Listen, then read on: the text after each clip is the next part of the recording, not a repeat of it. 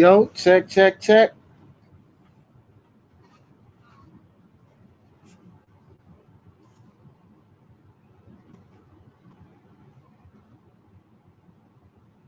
Let me know if y'all can hear me.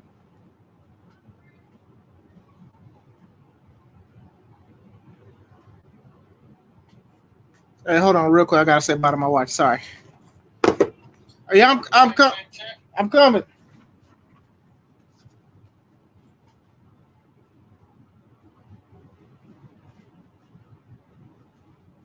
Hold on. Let me know if y'all can hear me.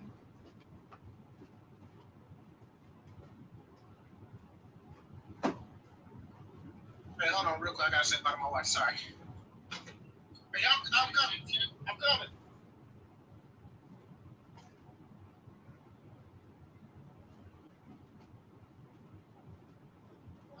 Y'all can hear me.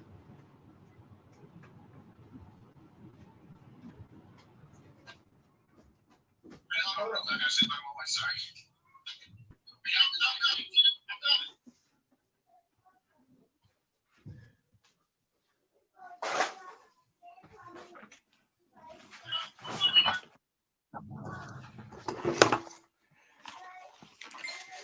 All right, sorry about that. Wife went to work. Wanted to say bye to her and everything. Um, Sorry about the delay. Had to wipe some stuff down this table. My son got all kind of projects on here, so I'm glad to be in the building. What's going on, everybody? This is Chris Classic dropping in another episode of the Take It Home podcast. This is a very special episode. Every episode is very special, so thank you guys for hanging out with me. I have a special guest today. I'm gonna resend, but let him know when I'm ready so he can join the chat. So we can talk about some things. We'll talk about the show. We'll also talk about a couple of wrestling topics. And the thing is, we can talk for hours about this, but I don't want to keep him for a long time, especially now in the evening. We both work, so we got a lot of stuff that's going on. So before I go into the interview, I want to say what I got going on next month, basically. October 7th, I'm in Wisconsin, Sheboygan, that is, for Pink Hills 2023. I'm in the Cancer Cup Battle Royal. It'll definitely be dope to win that. You know, a lot of us are affected by cancer, either through having it or suffering or looking at a loved one go through it and feel like you're powerless and, you know, it's bad. So I'm in that. It's going to be a good show. Once again, that's October 7th at One Fall Entertainment, St. Elizabeth, and Siton Catholic School, Sheboygan. Doors open at 6, bell time at 7. Don't miss that. A week from that, we have The Amazing World, one of the best shows around. All of these shows are the best, for sure. But we have The Amazing World. We got one of the guests who's a part of a big championship match that we've been trying to do this for years. On the Square Sports Academy, Crown Point, Indiana. Doors open at 1, showtime at 1:30. Tickets are $5 off on Eventbrite. Make sure you guys get tickets now. Or you get tickets at the show. That's definitely fine with me. A week from that, October 21st, we have Under the Dome for Now That's Wrestling at the Russell Dome in Neenah, Wisconsin. They've been having announcements for each match every day since this week started. So I'm curious to see what's going to go on with me. It's going to be a dope show. Then in December, I'm sorry, that's my baby in the back. December 16th, we have Out of Control 2. Kurt Angle is our special guest. C3 Ultimate Wrestling is also a sponsor for this show. I love Now That's Wrestling. Those are some great people. This is going to be a great show. Like I said, I am truly blessed, especially with wrestling and at the end. The Amazing World is sponsored by Limelight Comics. Shout out to David and everything that he continues to do.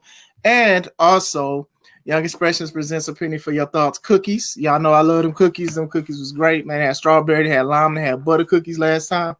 And it was definitely dope. So, all right. Without further ado, I already got comments.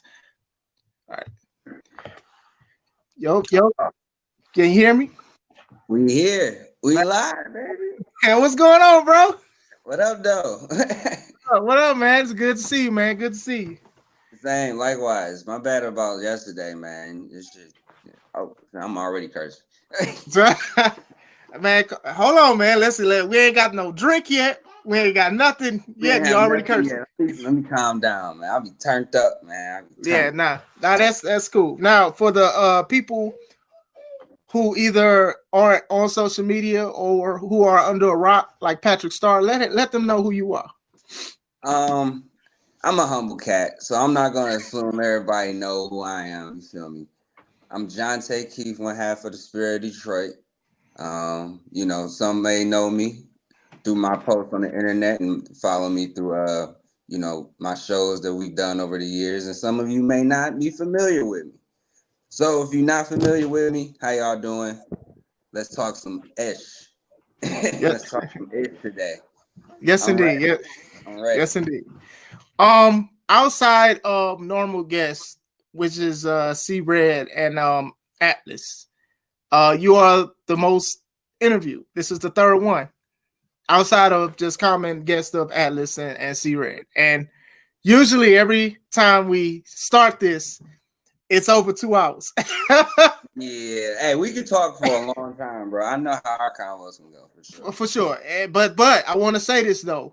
These be the longest interviews, but these be like the highest watched. So it's a lot of people that listen and want to listen, or they lend us their ear, especially to how you feel and how we feel about certain things. But I'm always going to give you your props and your flowers because a lot of people do look at the interviews, and these be the most watched. It's be the ones with you. So I appreciate that. That's love too, though, because you know uh, we don't really. I never ask like, yo, let's give me an interview, because I don't look at you as like, yo, like he interviews me, like I'm like that type of dude. I feel like we always have like real conversations, like you my actual homeboy. for But real, like for sure. you know what I'm saying, I actually like chopping it up with you. You know what I mean? So every time I get a chance to come up here and we can talk our shit, hey, let's do it. You know. Hey, I'm If, blessed. if we can To me, drop some jewels in there and where people can feel where we coming from too, then that's even better. I'm blessed because I be like, I hear what some people say or try to say, like what you post about, like they be against what you say, and not even just fans, but just like wrestlers. But it's just like when you actually listen, you actually talk. And I'm not sitting here saying I'm instigating anything, because like I said, we can talk for hours. You understand where you coming from. You get what I'm saying? And it's just some people just let a lot of stuff slide, and you are not one of those people. I can't, man. And bro, like, cause we've already, my story, just about like everybody else does for real. And it's just like I know when I first got into the business for real, like I was shunned so much for real, and I don't know why. For real, I didn't do anything to anybody, but I don't want nobody else to feel like how I felt. So I try to, be like a positive light in the business, and drop as much jewels as I can. So like, who knows? Nobody. I don't want nobody to really go through what I went through for real.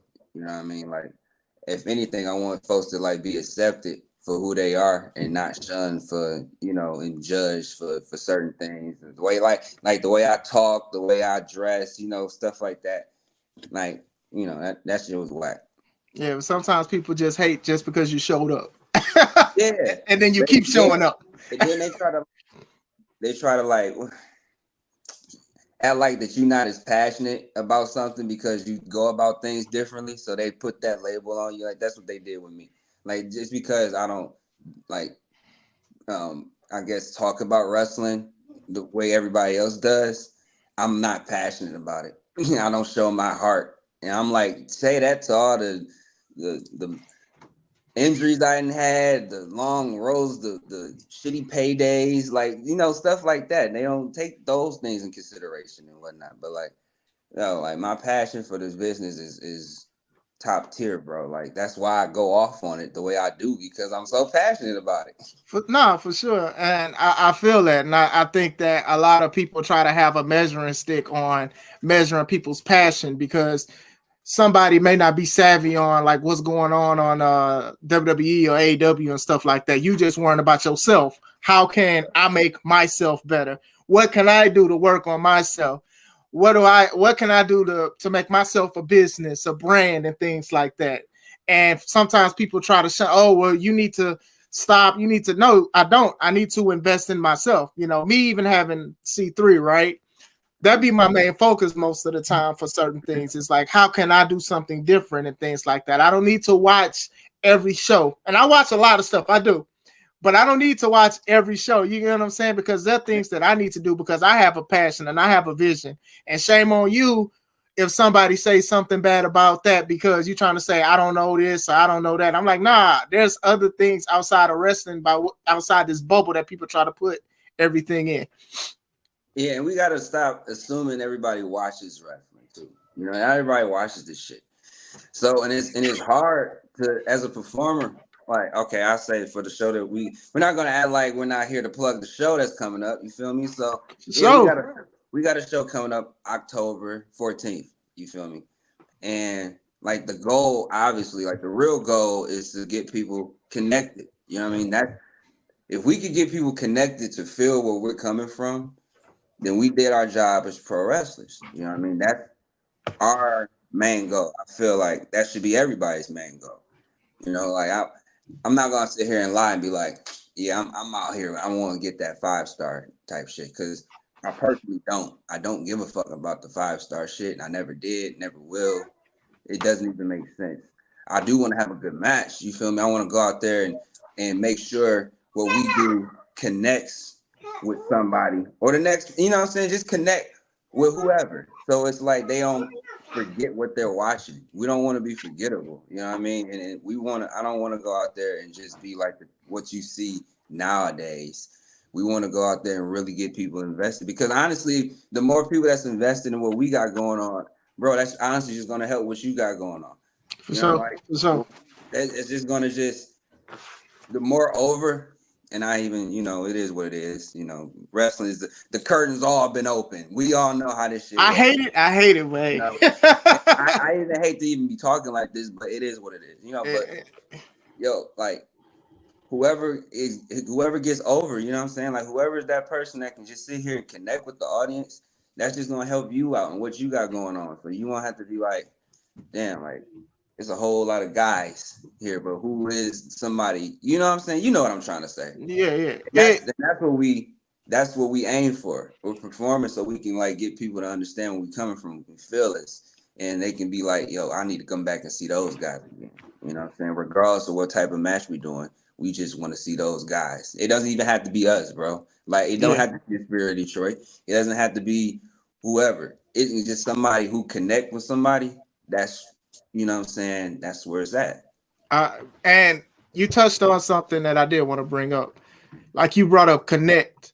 And I feel like there's a disconnect because people want to make those lists, those PWIs. They want to have 5-star matches. They want to be in magazines. And there's nothing technically wrong with that. But then when it's like that's all you focus on and you disconnect from the fans, you disconnect from reality down there. It's just like you have to connect with these fans. You want these people. The goal is to bring people back. You know what I'm saying? So it's like if you sip in your own Kool-Aid and nobody else want a cup, then that's a problem. Yeah, because you like a jackass. You making everybody like a jackass for real. Like you the only one in here. And you know, that's the indies anyway. But I will say this, I always shit on the indies, but I will say this. I like the fact that I know you probably could tell too, that everybody is kind of like, well, it's still like a big split, but you also see like majority of wrestlers trying to be like break the little mindset. It's like, okay, I'm trying to get out of that and I'm trying to actually make sense of this, but you still got the jackasses over there that still want to, you know, but I can't appreciate that people are still like trying at least. It's not many of us for real, but we trying. And I feel like our interview like we had the first time, it kind of helped, you know, open the eyes a little bit. Yeah. And yeah, man, like it's I don't know, man. I really don't. I think I think it is. I don't want to say a quick change, but I am noticing Yeah, changes. yeah, right. Yeah. I think I don't want to say as much as I want to say it's just us that started this.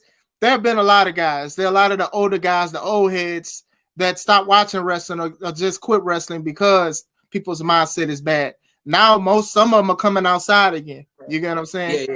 Yeah. They're coming outside because it's worth to come outside because some guys like us and gals, they like, you know what? This is trash. I can do something different. I can do something. I can stand out. This works. This doesn't work. And then they criticize themselves. Then they also ask, hey, you trust somebody. What can I do better? And things like that. It's a little different now. I do think that slightly. Yeah. I do think that they have people that's like, hey, I need to do something different from the next guy instead of doing what everybody else is doing. So I will say that. But you can also see that's kind of too late. You know what I'm saying? You know how like you've done so much damage already. Like, yo, like it's kind of like you can't even come back for some of the shit that we pull out nowadays. You know, like we set the bar a little too high. And you know, like the man, and it's the mainstream guys that you got to look at because they're the ones that you see all the time. You know what I'm saying? So if you constantly keep seeing the mainstream guys go out there and do the dumbest stuff, nothing makes sense. When you got guys like the indie guys that want to go out there and you know just and trying to get over and they doing anything, you got keep in mind that you're trying to get over in front of fans that barely even like this shit. Yeah.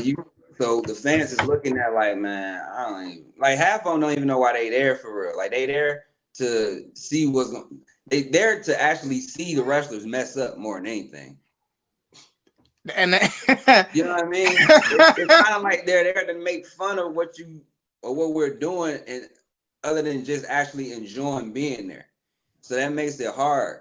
It's hard to get over when you actually just being yourself and you see what the state of wrestling is right now, bro. Like people go for entertainment for the wrong reasons. It's not for the show. Like it's one thing to laugh with somebody, but then to laugh at somebody is a totally different thing. You get what I'm saying? I feel like a lot of us are the butt of the joke. Like the business is the butt of the joke. You be like, what? You still like wrestling for real? And I'm in the real world, bro. I just got off work like not too long ago. So I talk to people, bro. Like I'm in the real world. You know what I'm saying? I know how they feel about this. You know what I mean? A lot of folks be like, I ain't watched wrestling since such and such. There's nobody to watch. You know what I mean? And then like, and I'm not gonna lie, bro. Like as a wrestler, even I should feel a little bit offended by that. You know what I mean? Because I'm like, damn. Yeah. You know, like nobody knows this shit, so that makes it harder for the real ones. You know what I mean? Like I want people to know about wrestling because I want folks to know about. That means it's thriving. If people are talking about it, then that means you know something's going on. Like for real. Yeah, yeah. You're right about it. Like the big disconnect is people are acting like that wrestling is a hard market, and it's not. It's a bubble. It's a bubble. It's a. Speak your mind, bro. Brett, the business is really like. I mean, the old heads be right, you know, but at the same time, folks think because the WWE is in town and they make these massive numbers or whatever, they do great. That that the wrestling business is booming. It's not booming. They're booming. Or, you know, AEW is booming and stuff like that. Like they're doing their thing because they already have a billion, gajillion, quadruple dollars to afford all this stuff, man. Mm-hmm. It's not the wrestlers, unfortunately, that's out here selling out places anymore.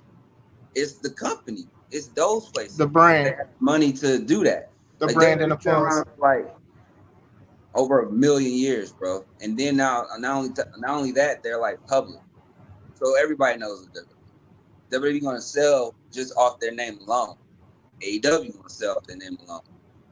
You know what I'm saying? Because it's a billionaire backing it. When you got the bread for this, it's so much easier to finesse a lot of things. You know what I'm saying? So it's like the indies, the guys in the indies, I feel like need to understand. Like they need to be like, all right, if I'm peeping all this, and that means I really need to, I really need to get over it, because that's our only hope. The Yeah. only hope is to get over for real, so that one of those companies or somebody, even in the indies, can like invest in you and be like, damn, okay. Because why the WWE is so popular is because of Stone Cold Steve Austin. Straight up. Like he can Hogan do that. too. I mean, Mugs hate Hogan, He and Hogan too, but look, check this out though. Austin's the reason why they went public. So he can really, like, when he saved these motherfuckers from like literally sinking in the ship. So that it's more leeway with Austin, because Austin was the reason on why shit is different. So Austin can sit here and talk to certain people like, I'm not doing that. You know what I'm saying? Because he's the reason why WWE looks the way it does. So off the strength of Austin, you get more popular guys like The Rock, et cetera, et cetera. You know what I'm saying? Even when business was down in like 92, WWE still sold out in England with SummerSlam.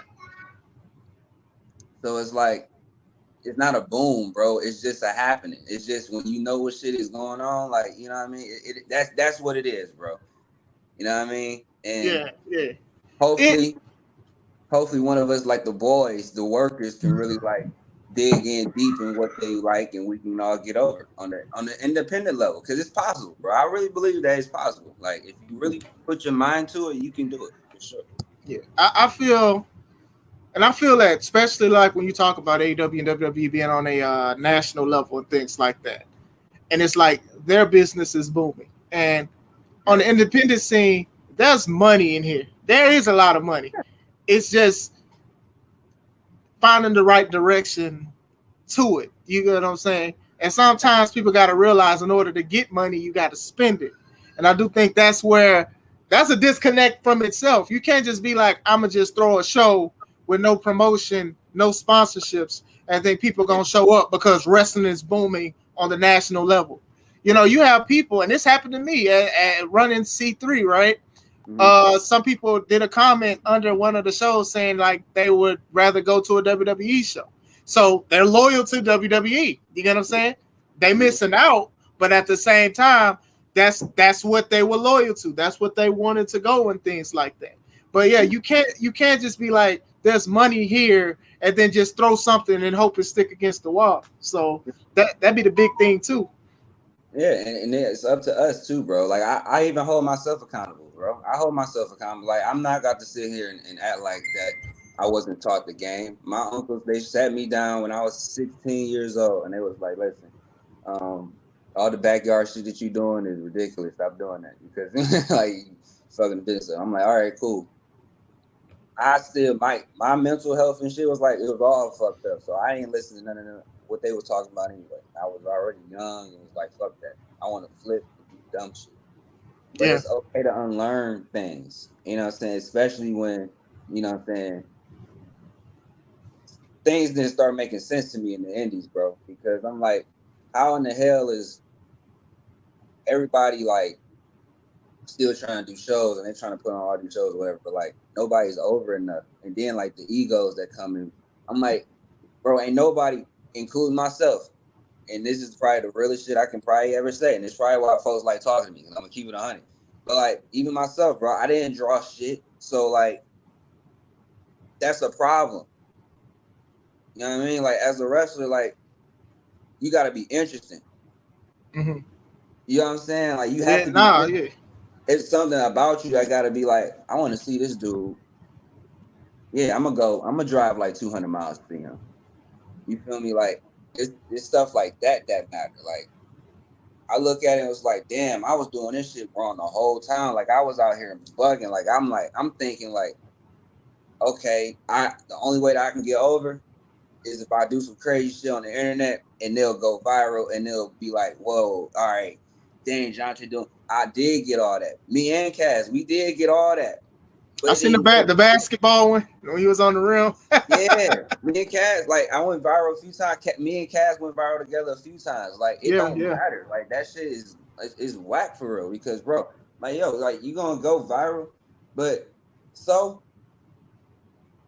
social media love, social media, what the shit that you see on social media compared to what you see in real life is two totally different things, bro. Two totally different things. You know what I'm saying? So it's really levels to this. Like, even if you sign, like that don't mean shit. I thought just because, yo, if I go out and I do what I do, they're gonna finally sign me. And all right, that's it. Even okay, you get signed, but what if you get signed to some bullshit contract? You gotta up in, you know what I'm saying? You gotta leave, you gotta move. You Cause got to wrestle for a certain amount of years. If you get injured, you got to re up that time. what if you gotta up and go to Florida because WWE said, all right, yeah, we want to do this with you, and then they changed their mind, and you rearrange your whole life. Yeah, I'm liable. Like, are you kidding me?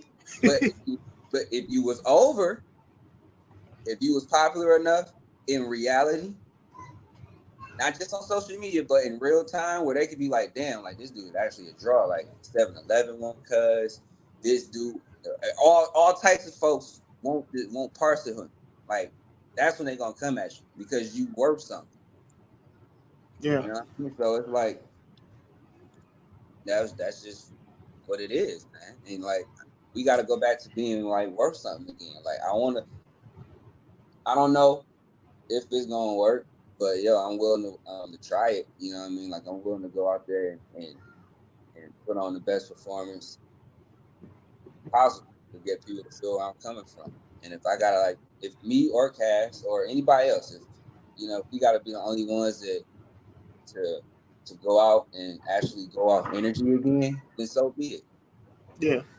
But even with drawing, it's like, especially on the independent scene, it could just be the whole company as a unit, as a team. You get what I'm saying?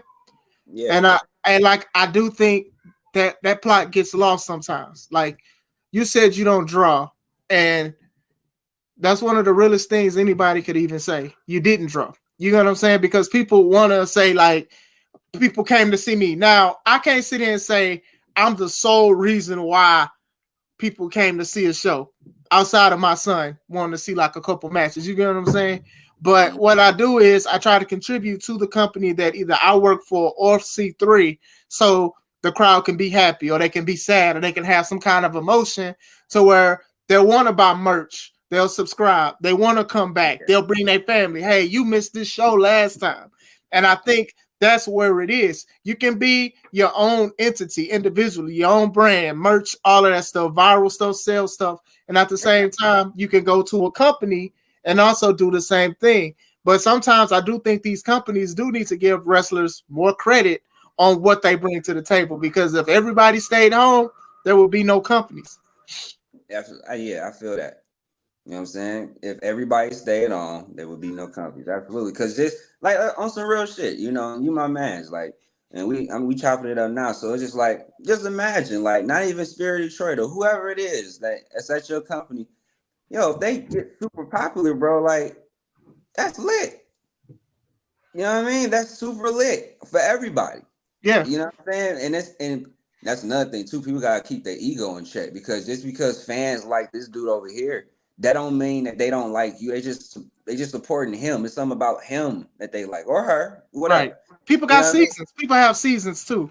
And people need to realize that. Some people Yeah, it might not be your season. And that's totally fine. that's fine. It's That's totally okay. fine. Like Because you're if gonna this mess your dude season up. exactly because if this dude over here, if Joe Blow over here is bringing enough money where everybody is eating, then why the hell are you complaining? Yeah. You had a good night because of Cuz over here. And it was crazy because, you know, they even said like a lot of OGs said like back in the day when like guys like Austin or a big draw, well yeah, Austin Yeah. or Rock or whatever, you know, they'll sit here and they'll be like, yo, thanks for the house type stuff.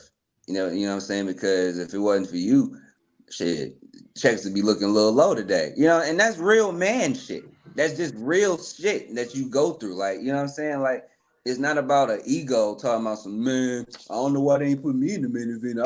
I could have did like 5 different cartwheels and then I could have did a dive and then I could have hit the swanton. The crowd would have went like this at the end. But no, that's why you ain't in the main event because you don't know what you're talking about, bro. Like it's levels to it, you know. Like It's sometimes people need to be role players as well. Martel, shout out to him. He says you can't make money if you're not willing to spend it. And he dropped two comments I wanted to touch.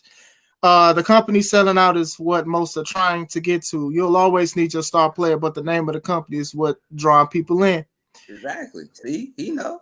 Yeah, and he also says WWE, ROH, AEW, the average fan of those know what they'll get and will go see that standard, not necessarily the workers.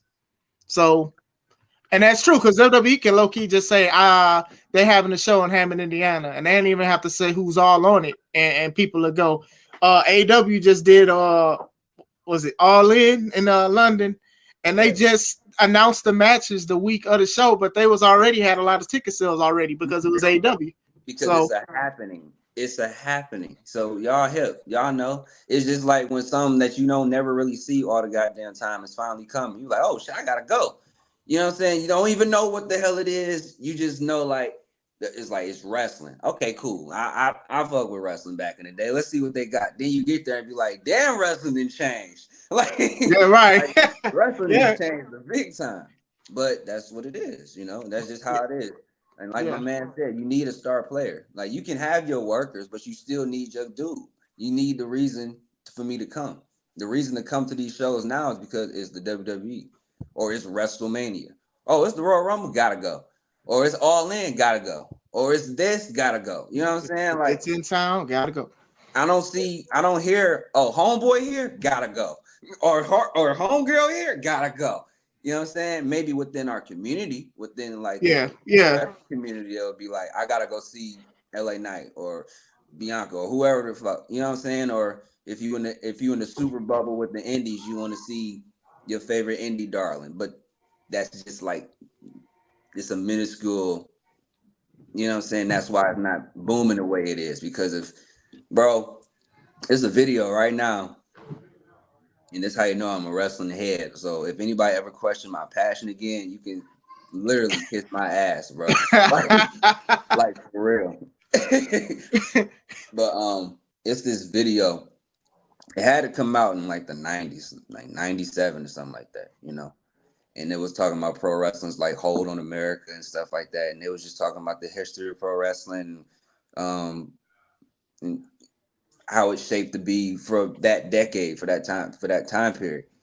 And it's just like, man, things have changed so much. And that was in 97. 97. You had, you know what I'm saying? And it wasn't WCW that was the draw. It was the NWO. It was freaking people. It was people that was the draw. You know what I'm saying? You had WWE or the F, you know what I'm saying? With Austin and Rock and stuff like that. And you just be looking at shit like that and be like, it will never be like that again for real. Unfortunately, you know what I'm saying? That's why I say unless somebody gets massively over, bro, like myself, or even you, hell, you wrestle sometimes, you know what I'm saying, or whoever else, bro. Yeah, it's slim. It's slim. It's slim.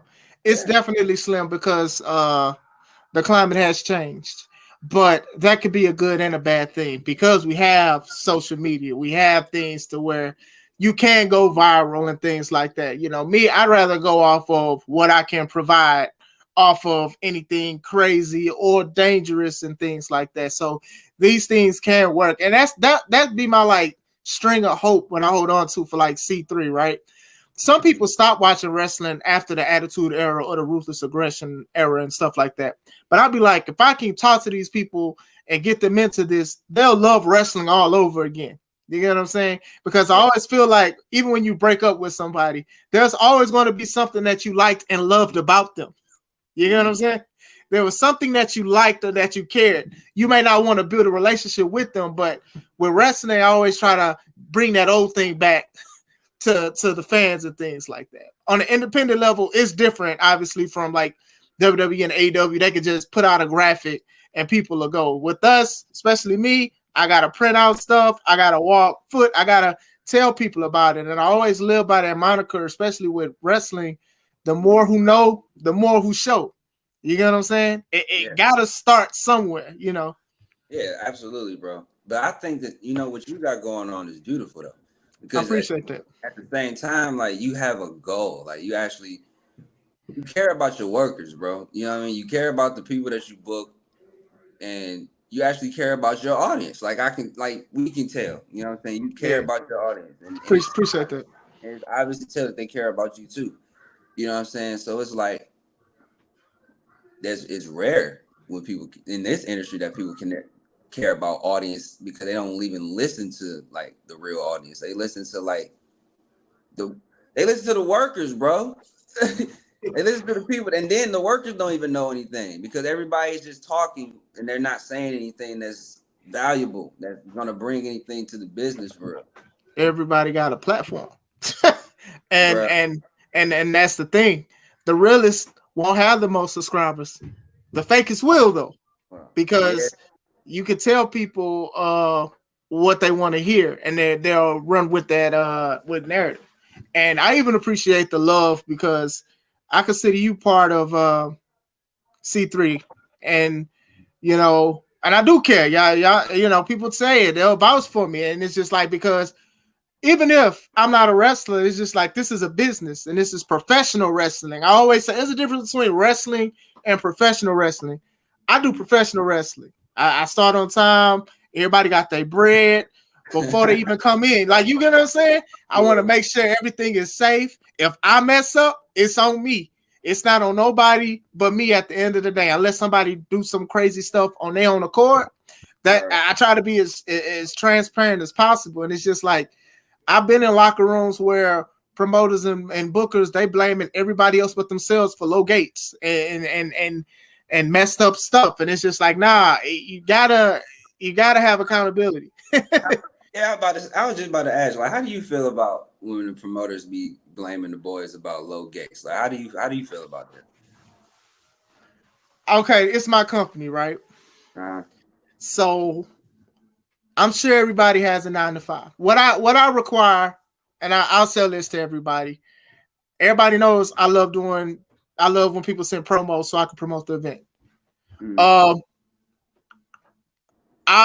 It's my company, so I have to promote it to the max.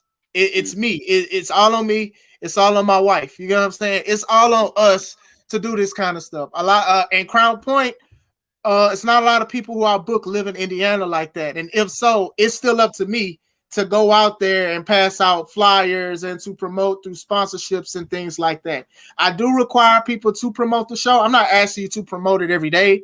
I'm not even asking you to sell like 10 tickets and things like that. That's all on me. That all has to be me. Now, if we become bigger, which we will, then we'll break down what needs to be done for the company. But for right now, promotion, people coming in, that's all on me outside of what I ask people for, like promos and things like that, and for the wrestlers to show up. I can't sit here and just say, oh, it's y'all fault. I only got 5 people and I didn't do nothing. All I did was say, hey, here's the flyer. So promote, and then be mad at the people who it don't work like that, man. Like we said earlier, in order to make money, you have to spend it. You have to. So now I ain't with it like that, to be honest. I'm not at that level yet. So that's real shit. I feel that. I understand. I definitely do. And the older I get, I had to like kind of like at first my perspective kind of changed on it, but then I'm like, all right, as a promoter, like I agree with everything you just said because it's 100%. But when you over as a promoter, you don't even really have to do much because you got the dude that's popular already. So he really just lay back and just be like, I got him coming. Y'all gonna come now? And be like, hell yeah, because he here. Yeah. It ain't like that. You know what I'm saying? And if it's like, I feel like if it was like that, promoters wouldn't even be tripping for real. They'd be like, man, it's the easiest job in the world being a promoter, dog. Like wrestling's so hot right now. Like I can go grab Cuz, and I know he gonna draw me like 50,000 or whoever, but like it's not like that. It's not, nah. And like I'm working on stuff and people are investing and people are asking. And that's really dope to me because it's like this is something to where people are going to be excited for each show. And I do have people that do acts, but I'm not exactly where I want to be, but I'm working there and it takes time. And I knew that me and my wife would have to fight up instead of fighting down because we trying to, we basically pushing the snowball up the hill right now. We building, we getting all of the stuff together. So it takes time, but I can't sit here and just be like, it's the wrestler's fault that that only 5 people showed up. You know what I'm saying? Like I cannot do that. Outside So, of factors of weather and other stuff, I just can't. so like, let me ask you this then, because like as performers got a lot of pride, and For they sure. always say, and this toxic, this is kind of toxic to me now. That I've been doing it for a while, so it's like, say it was like 5 people at the show, legit 5 people. I'm talking about literally 5 people. I'm talking about at bell time. It's 5 people here. Yeah. Would you still have everybody perform, or would you be like, listen, y'all, I'm not even about to have y'all do this type of shit to y'all? Or would you what would you do in a situation like that? Low key, I would have them perform. Those 5 people spent their money to come see a wrestling show. You know what I'm saying? Like they spent their hard-earned money. We don't know where that money came from. We don't know if they asked people for money. They spent it. Now I can understand like if it's maybe a crazy match or something like that. I can understand that. But these people spent their money. They expecting a wrestling show, and oh, my heart would be hurt. Just 5 people. You know what I'm saying? Man, I know, right? I feel bad. I'll be like, dang, bro. And I've wrestled in front of like 7 people before. So bro, I wrestled in a barn in front of like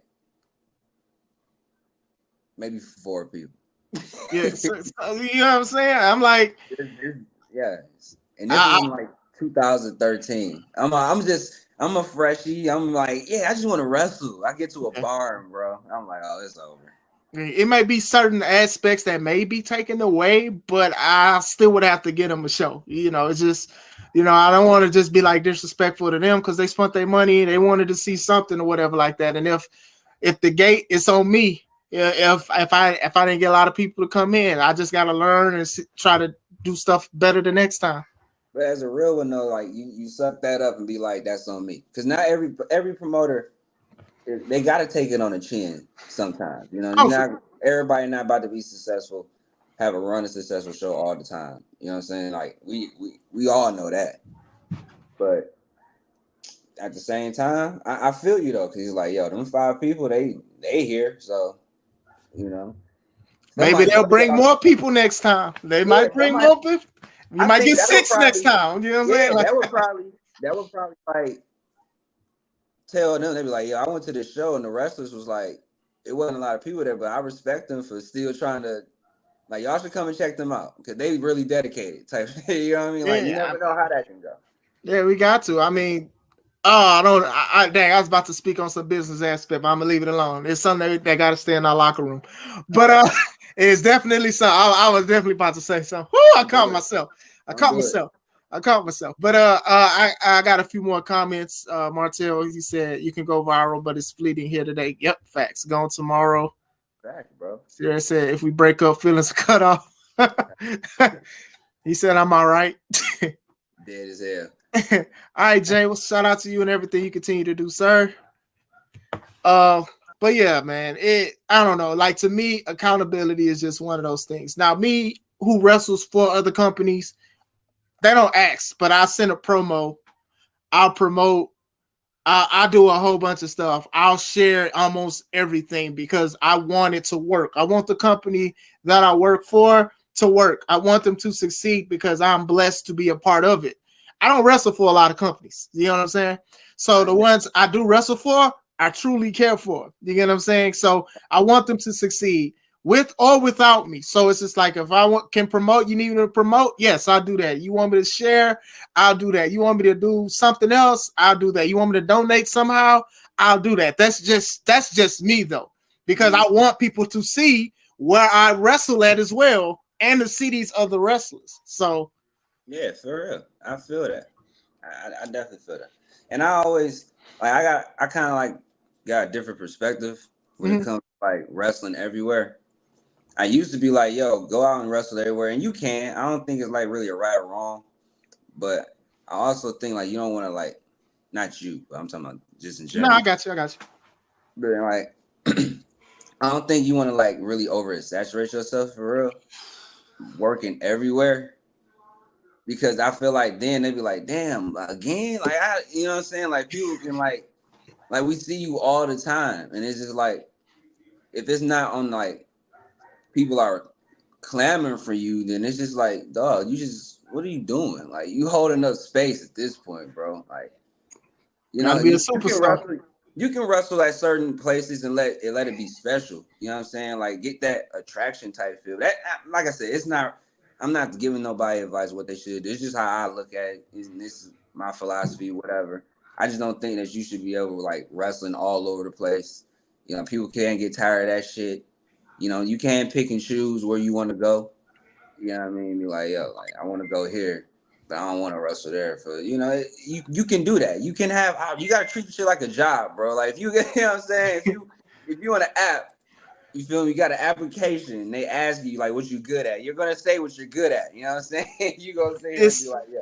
It's an investment though. Like to me, some people will follow some wrestlers everywhere they go and things like that. And it could go from, hey, it's you again. Oh man, it's you again. Oh man, I don't want to see that. It can go either way. But that individual wrestler, they have to question themselves and try to understand what it is. Are you trying to get better or are you just wrestling? That's funny. It brings up a good point. You do have a lot of wrestlers that wrestle like every weekend or every other weekend and stuff like that. And like, that's fine. That's dope. But sometimes they don't practice. They don't improve because they're getting booked. And don't get me wrong, booking it could be a wonderful thing, and especially with certain things, but it's just like you got to take time to invest in yourself. Promos. That's why I say ask me for promos. Like, why should we watch this match? Why should we go here? What makes you different from everybody else? And it's a slight room for improvement if you're wrestling every other week or every weekend. So yeah, you got the journeyman, you got the workhorses or whatever the fuck they call them. So I don't know, but whatever, But at the same time, you want to still feel special. You know what I'm saying? When they see you on the card, they be like, "Oh shit, okay, I gotta go to this show for sure because he gonna be there." I don't even see him like that, but when I do see him, he be clowning. That's the kind of reactions I like to get. Yeah. Cats like that too nowadays.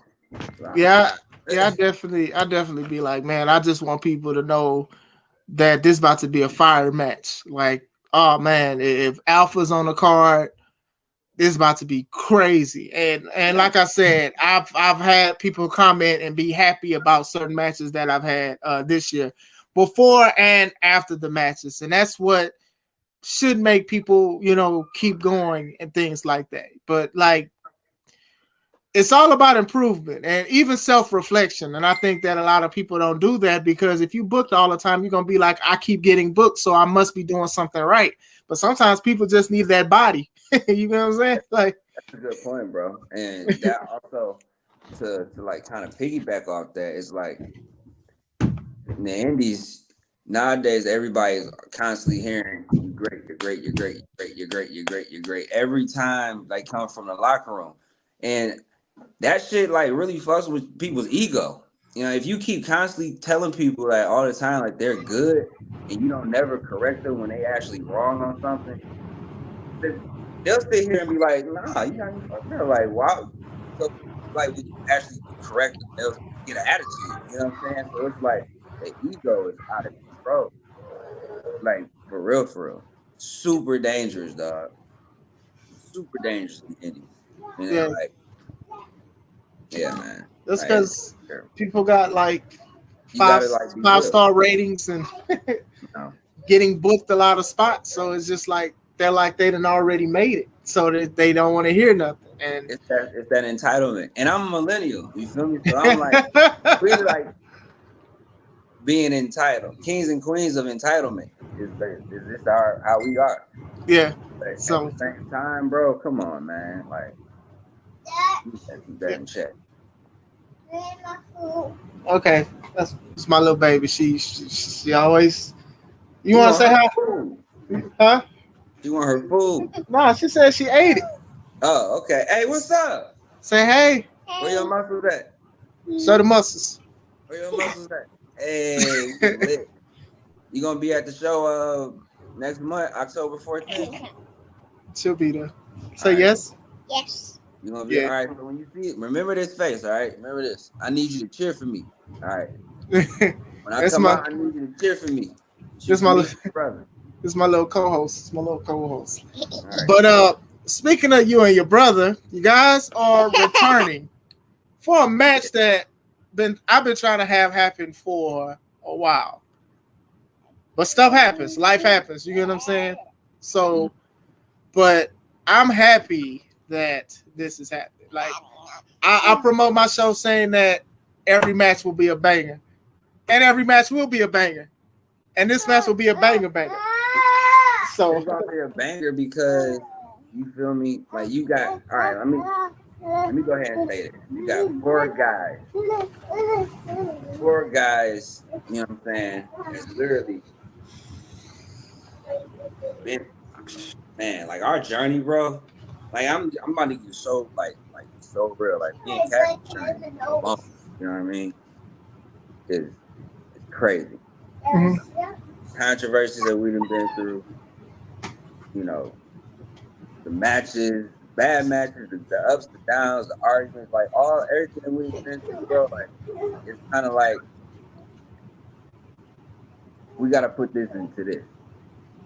You know what I mean? Like we ain't all been through stuff, and we wrestled each other before. You know what I mean? Like we've all worked before in that area, and they've been beating Cass down ever since, like since I've been gone or whatever. So he had to come back and get his brother to help him. You know, so it all makes sense. But at the same time, like we about to go in there, and I know we all got the same mindset of like we got something to prove, bro. We have something to prove on like. Well, let me stop speaking for myself. Me going into this match, my last performances that I had, I wasn't really too proud of. So to me, it's like I need to, something has to come out of this because yo, if I have like another bad match in my mind, I'm probably gonna lose my mind. And I'm probably kicking myself and beating myself up by a little too much because of what happened in the match. I fucked around and I almost died. So I got caught up in a rope, right? Go to hit the ropes, caught whiplash, boom. My neck got caught up on the top rope. So I'm like out. And I don't really remember too much except for like I woke up for a minute and I finished the match. I don't know how I finished. Then like I don't remember nothing else except for like waking up and like on the ground and then in the hospital. It was all bad. Yeah. So it was crazy. So for me, it's just like, man, I've been wrestling since I was 15, 16 years old. I know I've made a lot of mistakes in the business.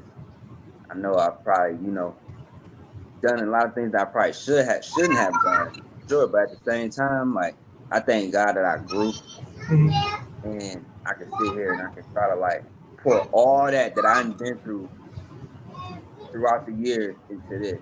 And I hope that whatever I'm giving, people understand, they can feel that, they can connect with that. Like, that's what I'm on. You know what I mean? Like, yeah, we're gonna beat the shit out of you. Yes, we are. And it's competition. We're gonna do what we gotta do. It's for the tag titles and it's what we do. You know what I mean? Like, but at the same time, like mental side of everything, like, bro, match, I got like something gotta happen, bro.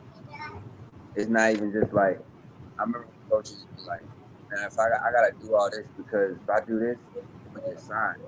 I don't give a damn about me. I give a damn about how many people that's gonna connect with this. Because yeah, I'm an independent wrestler. I've been independent for a while. Mm-hmm. And I feel like I have to be independent because of the way my personality is set up. I wouldn't, bro. Folks like me and Cass, we wouldn't do too good in the WWE in all these places because we're individuals. When you're an individual, it's I hard. get what you're saying. I get what you're saying. It's hard. It's Because super hard when you're an individual. Jazz and Rodney Like, Mack was like that too. Because I had talked to them, they was basically saying like the same thing you saying. So I definitely understand you know that. what I mean? It's hard, bro. So like, you gotta stay independent. You gotta do something that's gonna make your legacy on your own for real. Because ain't nobody, if you waiting to get signed, if a guy like me waiting to get signed, I'm gonna be waiting a long ass time. Like for I don't have the mentality to sit here and like I'm not gonna say like yo I don't listen and stuff like that, but like nah, bro, it's just certain. And then I'm black, man. Come on, man. You know how we get treated out in these places, bro. Like for real.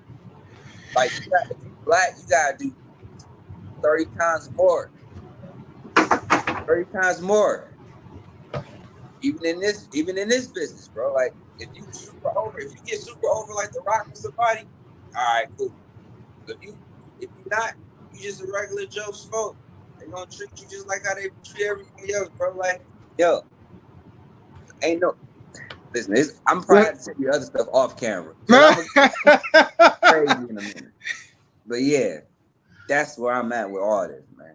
Yeah, it everybody got different trials and tribulations and things like that. And some people they'll try to use this against us through certain situations and things like that. So I definitely understand. I knew from years ago that I probably wasn't gonna ever go to WWE. Not that I didn't want to go, I didn't care, I wasn't good enough. It's just I felt like I had my own thing I had to do. Fast forward, now we got C3 Ultimate Wrestling. Now I'm trying to make that like one of the biggest things. And I know that people feel a certain way. Oh well, how you gonna do this and how you gonna do that? And I'll be like, just watch. Like we got your match, we got the Battle Royal. Like we got a lot of stuff that I believe in. People who may have not getting chances or overlooked from AEW, WWE, or bigger companies and things like that. Watch us come together and have 5-star show. And we don't need no ratings. We don't need no validation from people that don't care about what we're doing and stuff like that. Just watch us work. Watch us how we do things. Watch how we do things different. Watch how we do it the best. You know what I'm saying? And I've always felt that way. Like I remember a seminar. I went to a seminar for one show. I ain't gonna say the wrestler name, but he was asking people what did they want to do, and I basically said like it was an anti-WWE answer. So he was like, "So you don't want to go to WWE?" I was like, "No." And then he just went to the next person to ask him a question because a lot of people wanted to say the WWE answer. I didn't want to say that. Like it wasn't me. You know what I'm saying? Right. And I can see what they're doing, and I like that, you know, business is booming for them. I like the Bianca Belair thing. I like a lot of the stuff that they're doing, but at the same time, I feel like my vision and my wife's vision with C3 and with hard workers like you and Joe and Steele and Jordan, y'all guys can make magic just like that, and it's so dope. So I'd rather bank on that than going somewhere else and making magic for them. I appreciate that because that says that you trust what we got going on, you know what I'm saying, to deliver that. And that's what we all really needed anyway, was somebody just to believe in us. You know what I'm saying? If you get somebody to believe in you, bro, like it can go a long way, bro. Yeah. You know what I'm saying? Like everybody would, when I first got in, they would look at me and be like, all right, so what's to this kid? Now, granted, I did come in with a bit of an attitude. I was like, man, whatever, man, I can do what I want. And I don't know why, but like, yo, at the same time, there's a lot of unwritten rules in the business. For sure. And, you know, sometimes that can rub people the wrong way. And I probably rub people the wrong way with the way I talk. And I ain't always like, I'm not a mark. Like I'm a mark when I ain't a mark. If that makes sense. No, that makes perfect sense, bro. Yeah. That makes perfect sense because I be wanting to say something, but I don't say it because I'm like, people gonna feel offended either way. However you spend it, however you say it. You know what I'm saying? So I 100% understand what you're coming from. Yeah, and then too, like you getting the message across too, though. Like it kind of reminds me of like, not everybody gonna feel where you coming from. Like only you can understand. Like, and me too. Only we can understand on why it's cool for guys like us not to have contracts. Yeah. You know what I mean? Only we can know why we made a decision like that. There's nobody else to know that. That's just on us. But at the same time, we still want to get the message across, regardless of who's listening. Regardless of the reaction that we may get, as long as we get a reaction. Sure. You may not get the reaction you want. And it kind of takes me back to like, you know what I'm saying, when they say that when Jesus went to his first ministry, and he started talking to people. and he got like 4 different reactions for people. Yeah. Then he ended up getting like, oh, okay, let's go. I'll rock with you. Like, let's go. Okay, Jesus, that's what's Yeah. up. And then you get the other folks that's like, man, ain't this Joseph's son? I mean, like, who man's is this? Like, Right. who Yeah. is Yeah. talking like this? Like it's not him. He ain't. It's not him. Yeah. He's not him for real. Yeah. Like, No. Yeah. he's not who he say he is for real. And then you got the other folks that just straight up just don't give a fuck about what you trying to do at all. Straight trying to just dog walk you. Yeah. And throughout all that, you get the message across regardless. You know what I mean? You still, regardless of how many people still, whatever it is, you getting what you need to get out of this. You know what I mean? And that's all that matters for real, because people gonna be talking.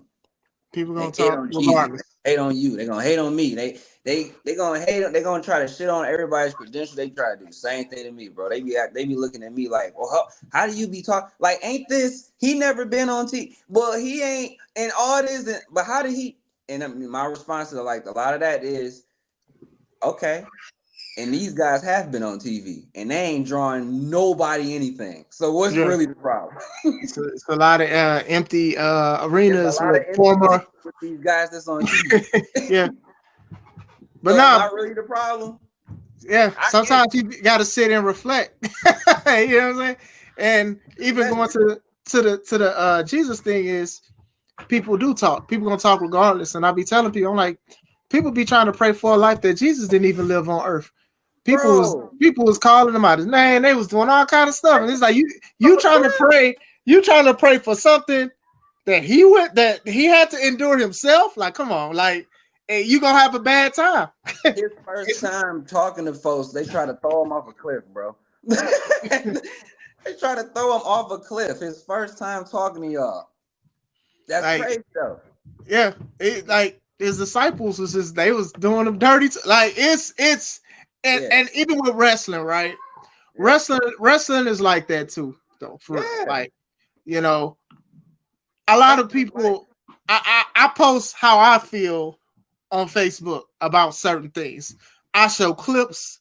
I be like, I don't like this and I don't like that. Some people agree, some people disagree, and that's fine. Me, I'm coming from a good place. You know what I'm saying? Like, must be like thinking that sometimes people just want to just be negative and just hate on the product. I'm like, nah, I want all these companies, especially the ones on TV, I want them both to succeed. But if it's some problems, I don't have a problem talking about it. And I'm not sitting there saying my perspective is perfect. But if I don't like something, I can say it. Right. Yeah, you definitely can. You got a right to your opinion. That's the problem is that before you even form your opinion nowadays, somebody made the shit for you. Yeah. You know what I'm saying? They already know how you feel for real. You can say something clearly saying how you feel, and they'll be like, no, because first of all, it's like, what? No, shut up. I'm gonna tell you. Let me tell you. I got a fire analogy for that. Okay. So if I look at wrestling and I look at stuff I don't like on both platforms, and let's say I don't like something on the independents, so I sit and I talk about it, and it's not complaining. It's just I don't like it. Mm-hmm. They say shut up and enjoy wrestling. That's the same thing as telling LeBron to shut up and dribble, bro. It's the same thing. It's the same thing. Just enjoy wrestling. Just enjoy it. You just have to enjoy it because it's right there, and you have to consume. But you know, when she said that to LeBron, she was saying, "Hey, LeBron, shut your."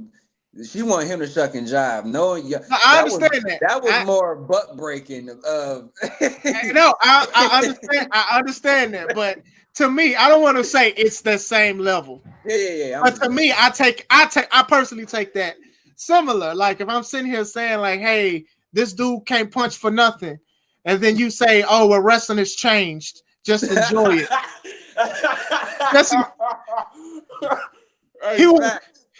Just enjoy it because that's how he strike, and he's on a multi-billion-dollar company, and that's how he strike, and you should just get used to it because that's how he strike. Oh, he meant to do that. He meant to miss the whole person. He meant to do that. Like, you funny. No, 100% though, bro. Like, You funny Bro, as I hell. done seen people look like they neck broke and they trying to sit here and say that's how the finish is supposed to look. I'm like, no, it ain't. No. Bro, that's straight stupid. How the hell you talking about? Hey, his punches were bad. Wrestlers changed. Well, fuck. What you mean? You don't know how to throw a punch. Like, But so I that mean they know, say. bro, I've seen comments like this stuff. Like you just got it, and I know it. I know it has changed, but it does not mean we have to accept. We don't have to accept everything that changes. Like, Oh shit. oh, he's a 5-star wrestler. Dave, whatever, Meltzer gave him 5 stars, but he can't strike for nothing. You And notice. You notice that nobody's taking that shit serious no more. For real. I mean, they no like the real ones never did, but yeah, now it's more open. Like, yo, this is a joke. Like, we're not about to sit here and listen to this dude because he's a the, super fan. the infatuation phase went away.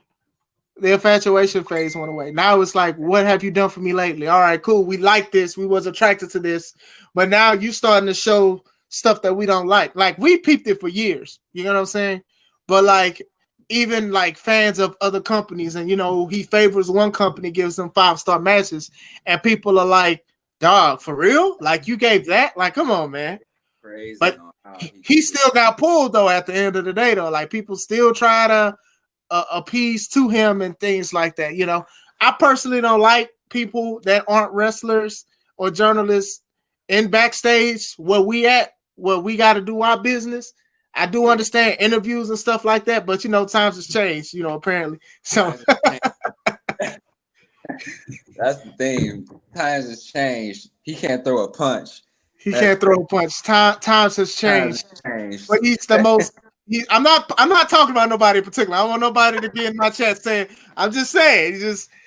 Hey, he's the best wrestler in the world. But I'm like, he can't punch. Times change. Times change. You should be grateful that he's wrestling because he's putting wrestling on the map. I'm like, that's not doing nothing for me, bro. What is on the map? That's another thing. That's funny as hell when they talk about wrestling on the map. I mean, what map? Who's looking at it for real? Dora's map, bro. It's Dora's map. She got a little song with it. What did you? Oh my goodness, bro! Because the only people that's keeping like Dave, like Meltzer, and the indie darlings and stuff like that alive is the niche, the little minute people, the little audience that like this shit for real, like the little deathmatch fans and the because it's a mindset thing nowadays, bro. It's really like business mind versus indie mind nowadays. You know what I'm saying? It's just more open. Yeah. So the indie mind is winning, by the way, right now though. The indie mindset is for sure winning. It's all about. No, I'm not just. Hey, look. I'm sorry. It's hey, the indie mindset up 1,000 right now, bro. They up 1,000. The business mindset is down bad. That's the one that's bad. Ain't no business, bro. Nope. It's not business. It's conference meetings. The conference meetings that you have at work that gets nothing done, and you get a pizza party at the end. Nah, it's not no business. It's a conference meeting that you don't want to be in. Oh my goodness. Okay. So, bro, that's why if the boys have a job, that's a problem. It's a problem. It's not a problem, but it's a problem. If you want to make wrestling like your soul thing, I wouldn't. I mean, hey, to each his own. But this isn't the time, bro. It ain't the time. It ain't the time. Get you a job. Like I've been working since the pandemic. Yeah, the pandemic was really like that's what shut down everything. That was like, all right, for sure. Yeah, like folks, but don't get me wrong, I was up during. A lot of folks was up during the pandemic. I was one of those up folks, but I was still in the field too. But yeah, man, like get you a job.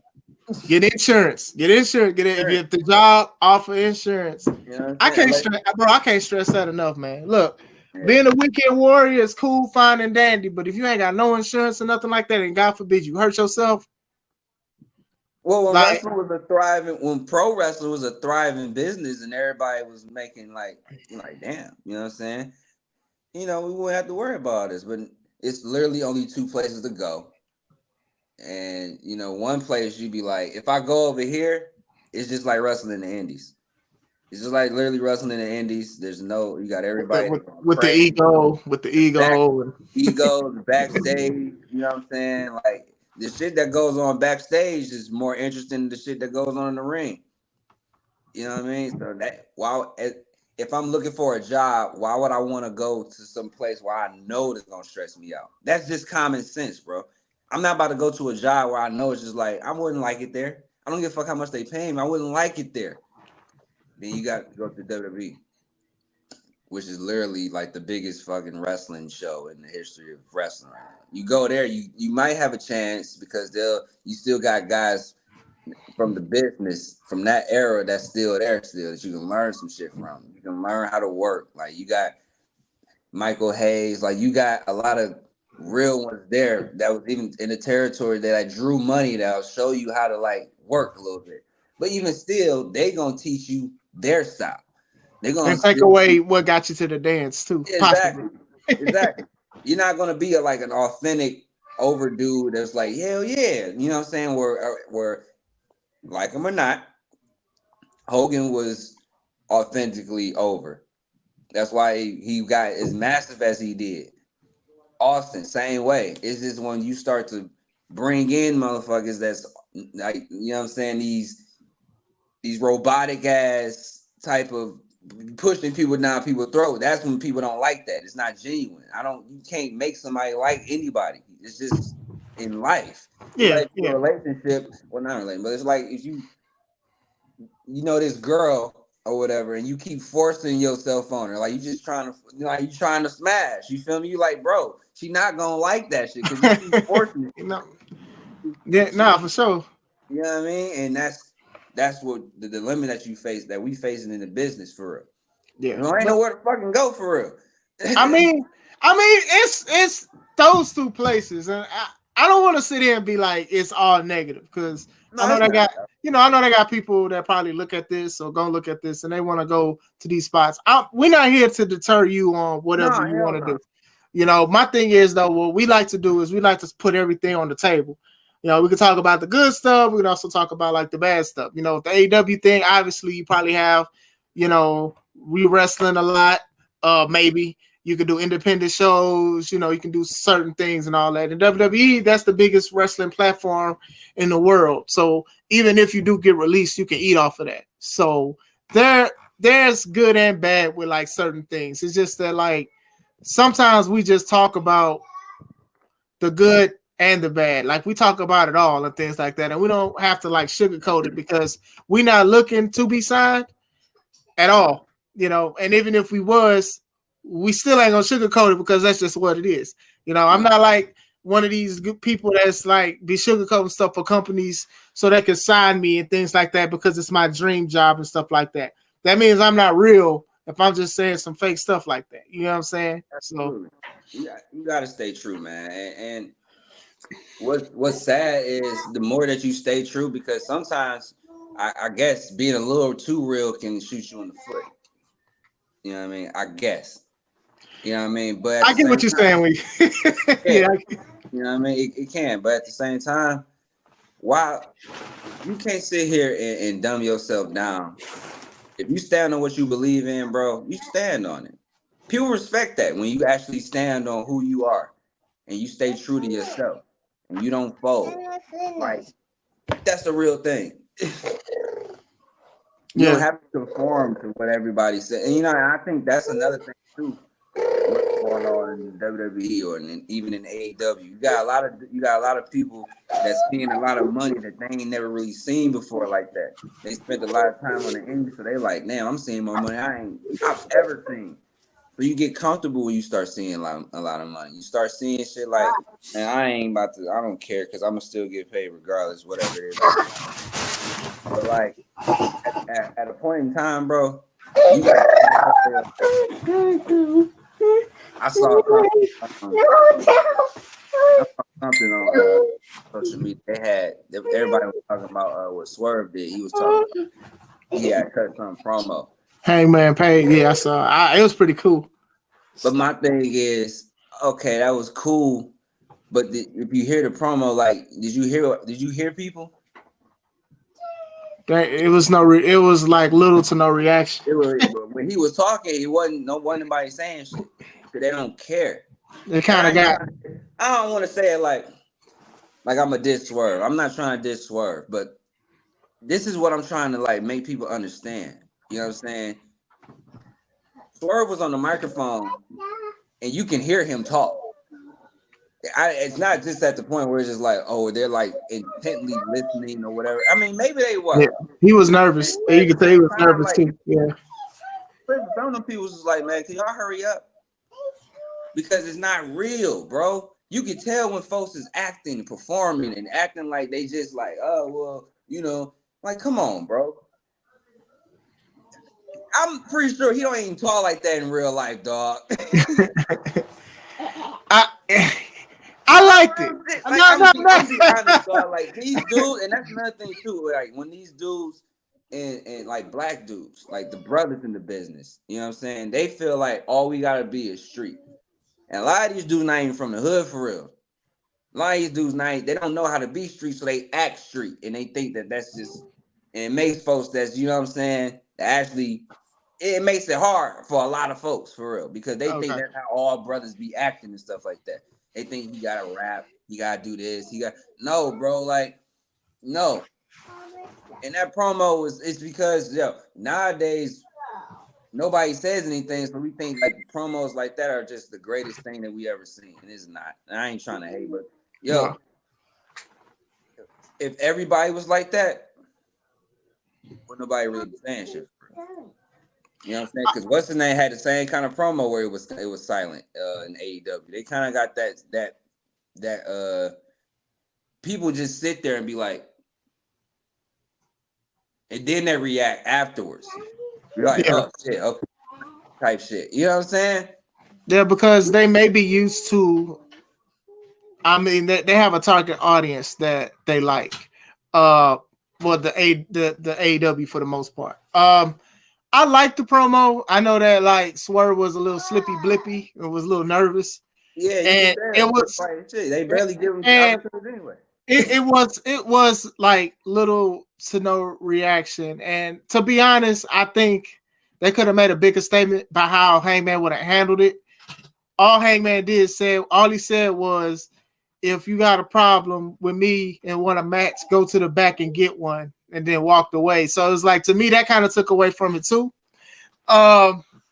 Swerve, I do like Swerve. I think Swerve is damn near a gatekeeper there. If you want a great match, get Swerve. Swerve will have a great match with them. I think with Swerve, with rapping and all of that stuff, he does this. He was on XXL. He was on like a lot of stuff. He was rapping, and when he was part of Hit Row in NXT. My thing is, if you're going to make him have this big statement, powerful statement, it has to have a great payoff. It has to. Like, to me, if you're just using this to make Hangman back into the main event, I ain't for that. That's exactly. And then why you Swerve like that? Right. You know why have him like that? Because I think I met him in 2017. I think I told you about this before. He was down in Ohio. I think you told me. Yeah, he was down in Ohio once, and that's probably like the first and only time I saw Cuz for real. But yeah, man, at the same time, you know, promos nowadays, because can't nobody talk. You don't feel nobody, and everybody says the same thing. You know what I mean? So if everybody got the same problems, what's there to get behind? Everybody sit here and be like, I've worked so hard. I've worked hard. This is my dream. I just don't understand my anxiety. I have anxiety too. My mental health and my mental health fucked up too, right? Everybody got, you know what I'm saying? We need something different. Everybody is they all friendly. You know, you don't believe nobody for real. You might beat me up, but I'm going to give you all I have. I'm gonna give you everything I got, man. Like I don't care, I'm bro. going to show you that I have fights. I may leave in a pool of blood, but I'm going to be the best. I'm going to do the best. It's crazy out here.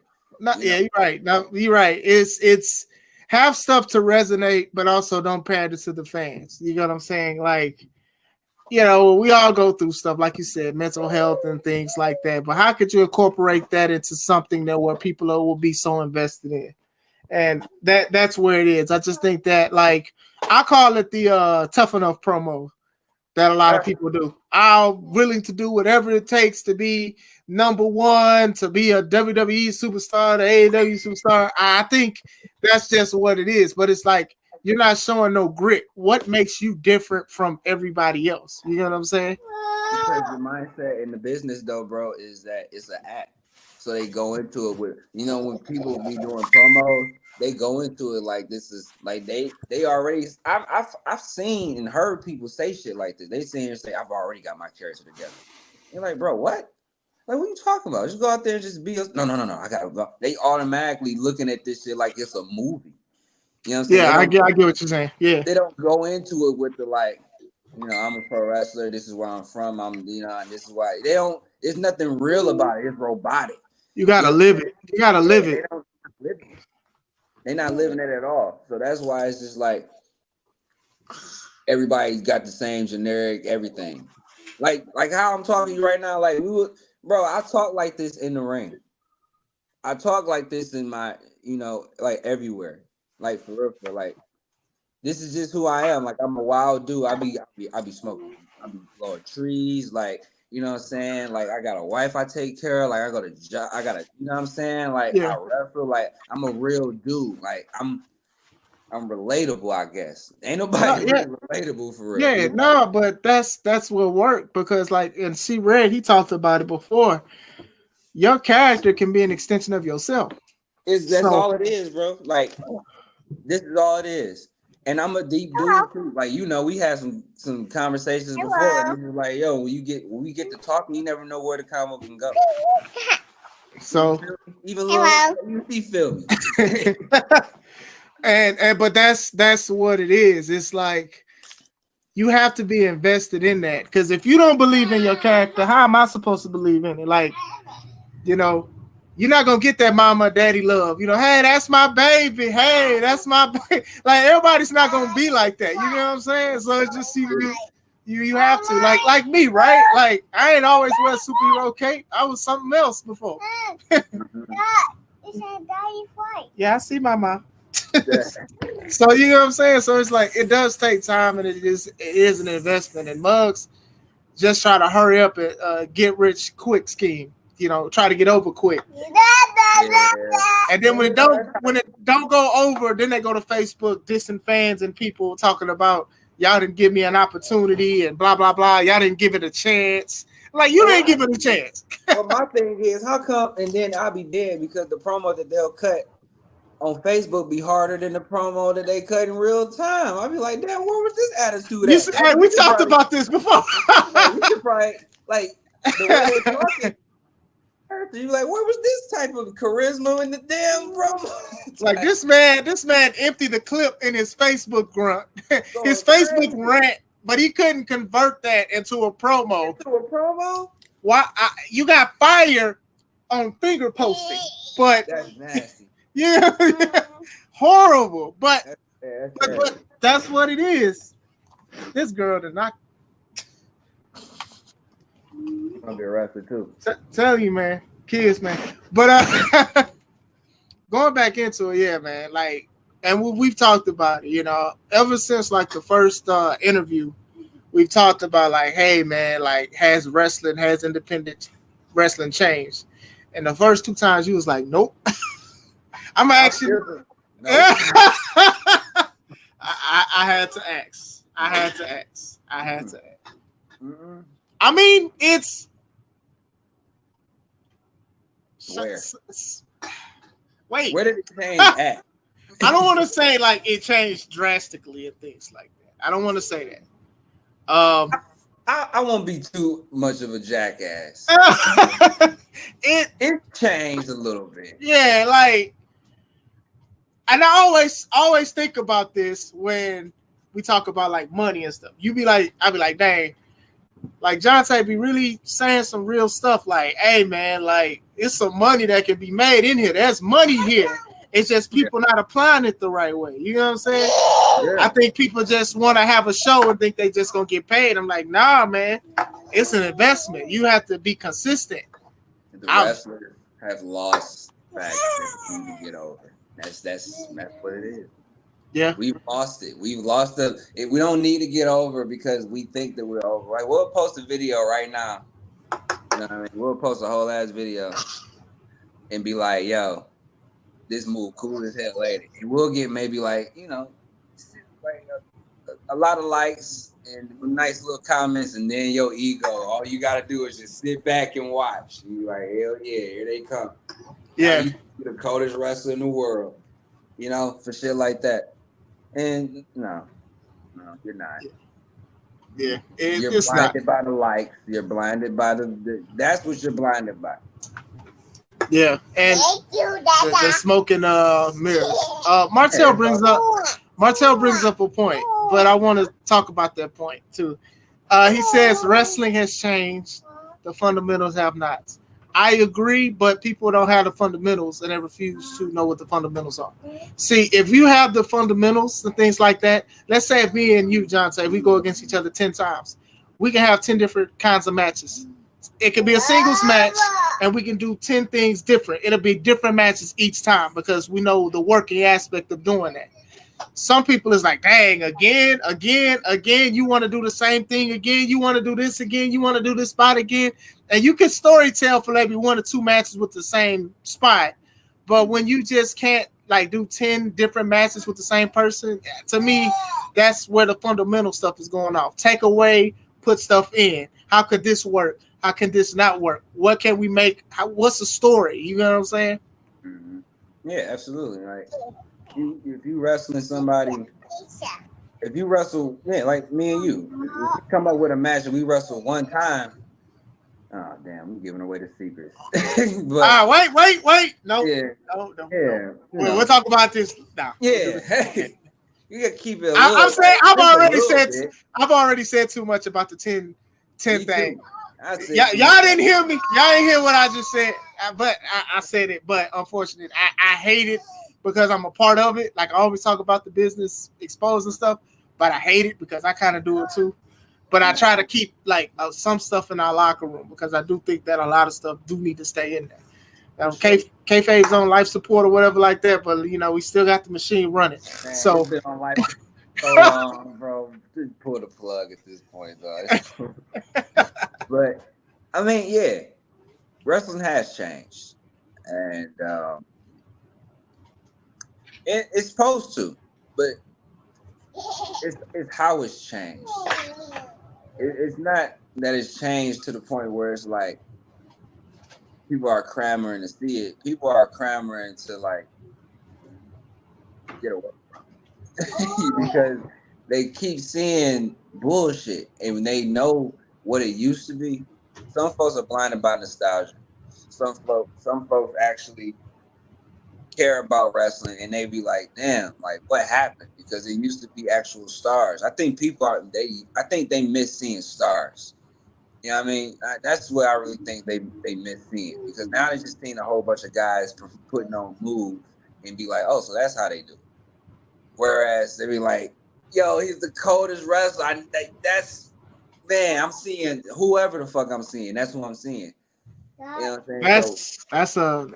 That's a fact though. Like it's like, not a lot of mega stars, and you know I talk about the Attitude Era a lot, but even the Ruthless Aggression Era. But you had like mega stars. You had people who would go to a show for 2 hours just for that one person to see them wrestle or promo or something and stuff like that. It's kind of difficult now. Outside of Roman Reigns, maybe.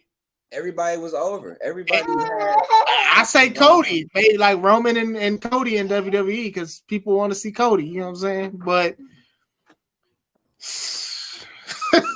for real though, you know, it's just like So my grandparents used to say stuff like, "Man, I remember seeing like the original Cheek, and like it used to be fun going to wrestling shows because it was like it was so much more like tell what was going on. Like the guys were trying to literally insult your intelligence when you was out there when they were performing. They tried to bring as much legitimacy as they could for real. And, if we could try to bring that back, that would be great. You bring up another point though. Sometimes, like you said, fans don't want to be insulted. They also don't want to be hip to what we do and say. They're there for a wrestling show. They pay for a wrestling show. They want to see people larger than life characters. They want to see matches. They want to see promos and stuff. For example, if we go to the movies and go see The Equalizer, right? We go see that. We don't want to see Denzel break out his character and say, "Hey, this is the locker room, and this is this, and this is that," and you want to see The Equalizer. You want to see him shoot people and kill people. That's what you paid to see. Some people don't want to know the ins and outs and the backstage stuff. Some people don't want to see that. Some people actually want to see a wrestling show. So when you sit there and you talk about another company you shouldn't be talking about, or when you talk about other stuff and behind the scenes things using terminology that they don't want to hear about, like, for example, Kieth, our announcer for the show, he want to see the show as a fan. He announces but don't want to know nothing else because he wants to watch and enjoy the show. Okay. Some fans want that. Right. When you don't do that and you talk about other stuff, and promos shouldn't be that long. I'm sorry. Promos should not be that long. But so many people be like, I need to talk for 20 minutes and stuff like that. And then you're not engaging them. You're not giving them high fives. You're not saying nothing. Like, you can't just say, "Hey, Hammond, Indiana," and then they cheer and then think you got them for 20 minutes. It don't work like that. It's my girl, get down. Get down. Kids, man. But nah, it's different now because it was bad enough when journalists and other people and interviewers was exposing the business. Now wrestlers are just free, love doing it because it's just a part of the game. Unfortunately, my generation, we just enhanced it even more because I feel like my generation was the most influenced for sure. I mean, we had TV, like they put TV right in our face as kids. Like, yo, here, watch it all. You know what I mean? Like we was a start of like the reality TV movement. So we just saw so much bullshit for real. You know what I mean? And it's just like I remember when I first saw wrestling, like the first thing that caught my eye was the Hardy Boys for real. Yeah. Because of all the crazy shit they was doing. And I was like, man, that's wild. So certain things you just be like, you react, you gravitate to, you know what I mean? And I guess my generation was easily influenced because look who's running the business right now. You know what I mean? Like half of them are like around my age or late 30s and stuff like. I mean, not late 30s. Well, yeah, late 30s and whatnot. Early 30s, late.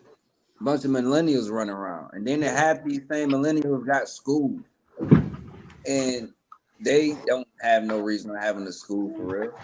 Because they're not even teaching psychology. They not. Nah, it's money. It's money hungry. And I remember I low key I went on a tangent one day after work. I was like, man, all these people got students, but they ain't got no schools, bro. Like they got students, but they ain't got no stars. Like how do you? I don't get like. All right, man. Like you'll say stuff like this, and they'll be like, "You a hater," but how in the hell are you a hater when literally, bro, like the dudes that's training everybody now is literally teaching them to be like miniature, like little mini thems. Versions of themselves. So it's like if they be like little versions of themselves, they can get in a little clique and they can all get booked together and poke each other in the assholes, whatever the fuck they want to do. Like, but they never know. But you see, some of these people got students because they left because they didn't want to be trained to talk correctly. So they felt they took their ball and went with it and found somebody to ride with them so you can, indoctrinate them on what true wrestling and psychology is. They can just sit here and have somebody that they can sit here and be like, they can, oh yeah, I'm training this guy, and they just want somebody to just flirt them up a little bit and be like, oh yeah, this is my guy right here. He's the greatest, and they can just stand there and be like, yeah, I am. I train him, yep. And he don't draw a dime. I've seen that too. I'm like, I'm talking about nothing. Because it's give and take. Most likely that the teacher is giving them opportunities to be booked certain places and things like that. But you're not learning nothing. You're just getting booked. That goes into what we were saying about wrestling every weekend and not improving and things like that. These people, and some people got students that got no facility, ain't got no wrestling ring, ain't training nobody, but got students all of a sudden. It's just like I'm trying to understand where this come from. And it's just like, do they teach them like the things that matter, like drawing, emotions? Because that's how you make your money, is when you have those things in order. It's no different from musicians, bro. Like a fucking rapper or singer, like how do they get on by their audience, their fans. Their fans is what put them on. You know what I mean? Like that's genuinely where your star power comes from. Is from the people having so much faith in you that they put you on this pedestal to the point where they just gotta live vicariously through you. That's because we live in you ever watch Mad TV? Yeah, hell yeah. I just mentioned that to my wife like last night. I like, remember you on Mad TV? Remember Stewie, right? Remember Stewie? Yep. Look what I can do. That's what a lot of these teachers. You're so not even just teachers. Some of these independent quote unquote stars, they be like that. Look what I can do. And then you just want people to just react. And then people are like, well, what else? What else can you do? Like, what? You ain't got a personality, so you can't fall back on that. So, like, to me, it's pro wrestling. No, I can't even say it. I can't say it, man. I can't say it. I'm not gonna say it. I ain't gonna say it. Because I can't stop, and I'm gonna stop. I'm gonna stop myself now because people like what they like. At the end of the day, what they like, bro. People like what they like. I feel like, if you watch AEW, like, bro, the shit. I mean, you like the indies then. If you like AEW, you have to.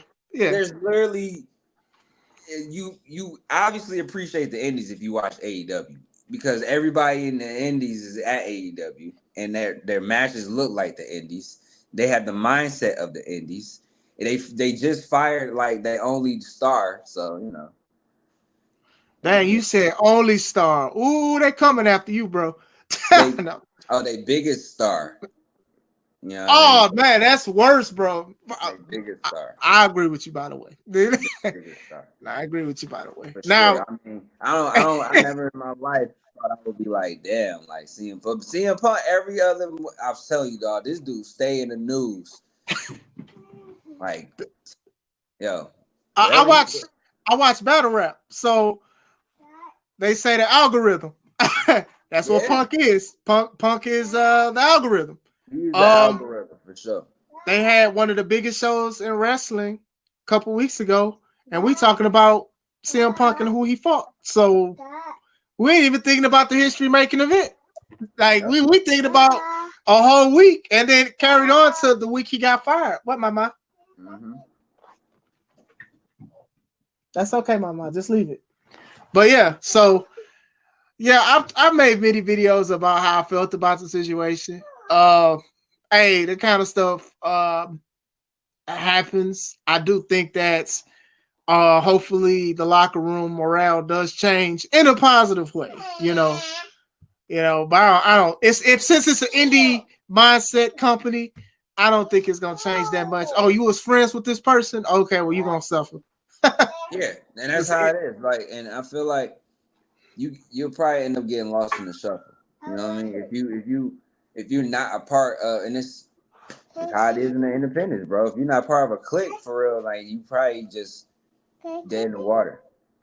So just imagine when you gotta be up there, and then like these people are like they have high ranking positions, and like these dudes are like EVPs and stuff. You know what I'm saying? So Yeah, if you get into it with like some of these people, I mean, they're gonna get the laws involved. Like it's not a locker room where you can be like you can get in a fight with somebody. Like I would never expect to go in a locker room and just go and fight somebody. But bro, you're in a locker room with full of pro wrestlers. You know what I'm saying? Like I've been in locker rooms before where I had to like fight somebody, even in like regular sports locker room, like basketball or something like that. Like it happens. You fight your teammate. You know what I'm saying? You don't have to get the laws and shit involved and all this other stuff. And it's just a lot of stuff that they do up there. I just be like, I know for a fact if I got into it with somebody, they gonna hate me. So no, but yeah, I've said that. And I was just like, bro, y'all be letting these people talk about all kind of business that ain't got us to do that nobody should be talking about. yeah. And y'all be so freely with it, like y'all don't care about these people fighting and investigations. Like none of us should be knowing this. Y'all allow people to say it. Like, and I said like Tony Khan had the media scrum talking about All In saying the record breaking the thing, and the first thing he said was the attendance. Then the second thing was, yeah, a fight did happen. We're investigating. I'm like, why are you telling people this? You don't even have to say anything. Speculation. Just let it be speculation. We know these two people don't like each other. That's it. So I don't know, bro. Like to me, and I'm not even against wrestlers having like a position in the office, but it gotta make sense. And it gotta be people that actually cares about that position. What, mama? No, just one. So I think like I would say like Triple H, right? He's what, the COO or whatever like that. I think for the most part he does his job good, being a former wrestler, even if he was still wrestling. You know what I'm saying? Mm-hmm. But you know, some wrestlers, they showing like it's bad enough when we have non-wrestling people become in a position, but then when you have wrestlers that get that corporate position and they drop the ball, that's the crazy part. Yeah. Facts. So I don't know, man. You're right, bro, and I feel that for sure. Yeah, so I don't know, bro. It just be crazy because I when I peeped it, I was like, oh man, this look like this probably gonna be bad on how they do ego, because they had egos on the independent scenes too, because they didn't like when people criticized them and stuff like that. Exactly. So you know what I'm saying. So now you got a corporate job, so you got like somewhat of a protection. So we'll see where it go. And Loki is still kind of trash. So I'm just like, you know, I don't think they was like the best ones to have that position, but that's just me. Yeah, you know, I've been in the business since 2010, 11, bro. So I absolutely feel like my opinion matters in certain things because, bro, like they come from the independence. For sure. So, like, shit, I mean, I come from the independence, and if I feel like if I work with these people who come from the same trenches or whatever, but I already know, like, my mindset is literally like not even where theirs is even at. Why the hell would I want to? Like, no. Now I've always told people to investigate where you going or where you trying to be booked at. Always investigate. Yeah, you have to. You got to treat it like a job. And Kenny and the Bucks, they are considered, and I'm not saying they are my favorites, but they are considered some of the most popular wrestlers in the world. And I'm not going to take that away from them. That don't mean I agree with, their psychology. Each his own, man. Yeah, you know what I'm saying? Like, yeah. So, I'm not going to sit there and say they don't draw or whatever like that. Like, I'm sure they'll draw, it is what it is. But my thing is just like to put these people in corporate positions and think that no egos and favoritism and nepotism wasn't going to happen. That's laughable. For anybody to think that they were just going to be different from WWE because, WWE got VPs and all that stuff that's biased and stuff and related to events and things like that. It's the same thing. Yeah, but the thing is, the difference is with Vince, you Why? know, and like with Why? Vince and Tony, this was actually like, he came from like a wrestling background. Like Tony didn't come from a wrestling background. He just came from like myself, you know what I'm saying, or some shit like that. Like he came from like watching wrestling. Yeah. And he was like, "Oh yeah, like I wanna do what he's doing." Vince was already inside the business. He Yeah, knew how for it sure. worked, He was like So commentator. He was like, yeah, he was really in the trenches with. he was really like he was in the business. It's not like he was watching wrestling one day and was like, "Yeah." That's what Tony did. Tony was like, "Fuck, I'm a billionaire. I can do this. I'm a billionaire, bro. Why can't I just go on a wrestling show? Can't be that hard. Come on now." He had all the potential too with the people that he booked, and it was a big thing. And that's one thing that I always get him credit for is y'all came out of I don't want to say out of nowhere, but y'all really made a big thing out of this, and y'all had the whole world looking. Even WWE was looking, so They that's didn't a even big thing. they didn't even like contact like real indies because like look, you notice like when they had their first All In or All Out, it was all their friends. It was all their friends from Ring of Honor that was getting, or wherever the fuck else that was inside of a little bubble click type whatever. That part of indies. It wasn't. They didn't scurry throughout the indies and be like, "Yo, let's go grab some guys that that can potentially be something or whatever." They just grab all their friends up. True. You got a point. I mean, they got like the popular people who are their friends and stuff Yeah, like they that. just got their little Outside, friends. I would say like maybe like Kylie Ray when she was wrestling, she was like independent more than anything. I don't know if she was friends with anybody, but it was cool to see her at the time and things like that. But most of these people was already connected to them a certain way, and so yeah, hey, but you got a point. But even then, when they decided to make a whole company, as soon as they became a whole company, people's already riding with them. I was like, dog, they ain't even see a first match yet, and you ride with them. But it's fine, it's fine. You know what I'm saying? So Another thing too. That was another thing that was happening. It was just like, yo, the people was sick of the WWE. So now let's go and look what's going on over here. And they came they at a did. good time, but I think like what we were saying even earlier about infatuation. I think there's some, not all. Some people love AEW and what they continue to do and stuff like that. I'm not mad at you, but I think some people is just like, dog, y'all supposed to do this. Y'all promise this. This supposed to be different. Why y'all keep booking this person? Why is it this person?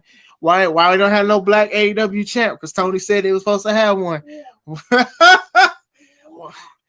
Because they promoted that there was a progressive wrestling company. This would be pretty controversial, and this is unpopular opinion, maybe. I'm black as hell. Love being black. Never in my life thought about being anything different. I'm pretty sure if somebody was over as fuck in AEW, then there probably would be a black. Ain't nobody over. Yes. Wait, say that, Ed. Your mic chopped up. Say that again. I said if there was somebody that was black in the business that was over like hella, there would be a black. But it ain't. You had Powerhouse Hobbs. They ain't do nothing with Cuz. They're not. I mean, they might do. I don't know what they'll do with bro. I don't know what they'll do with like any of the black wrestlers there. But once they make a black wrestler a champion there, they gonna hold on to that. They gonna hold on to that little because they know black folks hold on to hope. They be like, oh my God, we just want this. Just give us something. Just give us something. Just give us something. They did the same thing with Kofi, and what they have him do? Lose to Brock in like 3 seconds. Yeah, no, you got a point. Atlas AEW when they come across, like say Swerve do end up being world champion, and he not as over as CM Punk. You know damn well he gonna have CM Punk gonna be the shit out of damn Swerve, and that's about it because it's our draw. If there was a draw that was black, hey, they'll do the same thing. More than likely, I think AEW is more. They're more so to do that first than the WWE maybe. I think Punk we'll probably give him a great match though before he win. But but no, Alice has brought up this point a lot of times, and I do agree with him and you on that, is that this is a business at the end of the day, and they want to draw. Now, I'm not sitting here saying that AEW has like historic numbers with drawing and things like that, but I think they'd rather try to keep the money that they have than lose money than they have, if that makes sense. If they're known to clock in, let's just say 1 million viewers, and they just stagnate at that, and Swerve is the champion, it drops to like 600,000, they're not going to like that. You know what I'm saying? That's their money. Is Swerve connecting with people? Like, that's what I'm saying. That's what I'm saying. Is he connecting with people? Because, like, yeah, we can push Swerve. You can push the dude all they want, but if he ain't connecting, there's no point. All right, yeah, black folks need a champion, but is he gonna like sit here and connect with folks on all aspects? Can he go to the hood and be like, yo, oh man, like, because that's what you really want. If you end up getting like the folks in the hood or whatever that they can rock with you, and then that's you just you transcending out of the black market into white folks and all this other stuff, then bro, you a whole different kind of influence. If that's happening with you, they're gonna make sure that you're well taken care of because you're bringing in money from me, bro. I'm benefiting off you. The way that you eating is the way I'm gonna eat too. But as soon as that shit stops, as soon as the black dollar stops, and ain't nobody worrying about what you got going on, I guarantee you won't be champion tomorrow. What about Ricky Stark? I think Ricky Stark is over though. He's pretty over. He over, yeah. But at the same time, it's up to them. It's really up to them. Like, Ricky Stark can be over all you want, but like, can he stay over? I think he could, honestly. I think, and I've talked about this with my homie Kevin. I said, y'all got 2 black wrestlers that are very popular that y'all should put a rocket behind. That was Ricky Starks. This was before the Swerve promo, but I like Swerve regardless because he was a great worker. I'll take Ricky before Swerve. Ricky Starks and Willow Nightingale. Because you good. So I think they are good. I like Swerve. I think, like I said, Swerve is a great role player, whatever like that. And I do hope he benefits greatly with what they're doing. And Atlas, I keep saying bringing him up, but when we was talking about black wrestlers in AEW, he was saying that like Swerve was too hood. And he wasn't saying that in a disrespectful way. He ain't even hood. But he was talking about But yeah, I get what you mean. You get what I'm saying? So, and that brings up a point that what you said earlier, but what he represents. And that kind of baffles me because people be saying black people can't get this, black people can't get that, but black people, y'all take black culture, things that are deemed as black culture, and make money off of it. A lot of AEW wrestlers who are non-black have hip-hop music or something like that. You get what I'm saying? Like it's always a certain aspect of it, or sayings, the things that we say that y'all said was slang and ghetto and ratchet, and y'all turn around and y'all make money off of that kind of stuff. You get what I'm saying? So yeah, so even Swerve, now I don't know Swerve, but you met him. So like even what he has and what he quote unquote represents and things like that, that could go far, but it has to go far to a certain demographic. I'm gonna be 100% with you, bro. Most of the time when I see like somebody that's non-white winning, I'll be like, is there a show around something?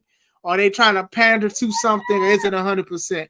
Because I remember even when Jinder Mahal beat Randy Orton for the WWE title, but they was going to India like the following month. I'm like, does this make it a genuine, like, are you happy for that? Or is it just a business aspect of it? You know what I'm saying? Was you going? For sure. Yeah, like what was it? Like Jinder turned his life around too. And you know, he did that. And I still am. I'm happy for him because of everything that he did. And he went against Orton. I think Orton would probably be the only guy and Bryan Danielson to put over somebody black, but or white. But but you bring up good points when it comes to those kind of things. Even like when I was talking about the black culture and stuff like that. It's like people take from it, but you can't have somebody that's about it and be it and live it excel. You know. I always said that. Yeah, fact. John Cena made a whole career out of it and became the biggest star in the world. And where he was on the show, you know what I'm saying, like doing the rapping, et cetera, and he's just like, no. When you literally have guys that's like that, and you know what I'm saying, I don't know, but maybe it just didn't resonate. You know, it just didn't I'm, resonate somehow. but I don't know. I no, really don't. but see, and this is my thing. As being happy that I am black and things like that, I don't be asking. I don't think, dang, I don't want to go this deep with this. Many of us shouldn't be asking for handouts and things like that. We got our own grit and own strength to do things and make our own moves. We shouldn't have to wait for nobody else. But I will say that. That being said, like when we see somebody like John Cena, who I do like, Yeah. take the G Unit symbol and make it the chain gang, and take Tony Ayo's thing Cena was the and man. Like I yeah, grew up on yeah. Cena. He was rapping, but he was already rapping, and that's fine too. I'm not gonna sit there and be like, "Oh, well, you ain't about this." You see this kind of stuff. You see him make a lot of money. You even see like Braun Strowman. He had the shirts, "Get these hands," and make money off of that. But then our truth is Little Jimmy and stuff like that. And Nah, but that's deep though. You see how? I mean, let's just be honest, bro. Like when it comes to this wrestling shit, like it's not like it's ours anyway. It's a white man's thing. You know what I mean? We just so happen to be like, you know, some of us got over and some of us didn't. Like Junkyard Dog was one like, very popular. Kamala was very popular. man, boy, they don't give Kamala his respect, bro. They need to give that man his respect, bro. So we more of a like a dime a dozen type shit. Like you see us pop up getting over and sometimes you don't. But mostly you see nothing but white boys getting over because it's they shit. Yeah. You know what it is. Says Black Dollar is one of the most powerful dollars there is. They have Jay Lethal there and they're treating him like a cool neighbor down the street. I love Lethal, and I ain't gonna lie, I kind of do like his stuff with Jeff Jarrett, but I don't know, man. I think the bet is on Ricky Stark. I think if anything, it gotta go to Ricky. To me, if nothing happens, they'll give it to Ricky because he's more clean cut for sure. But that's fine because to me, that's fine because some people are clean cut. That goes into that barrier of, oh, he don't look black or he don't act black. And I'll be like, sometimes we be putting negative connotations on our own people.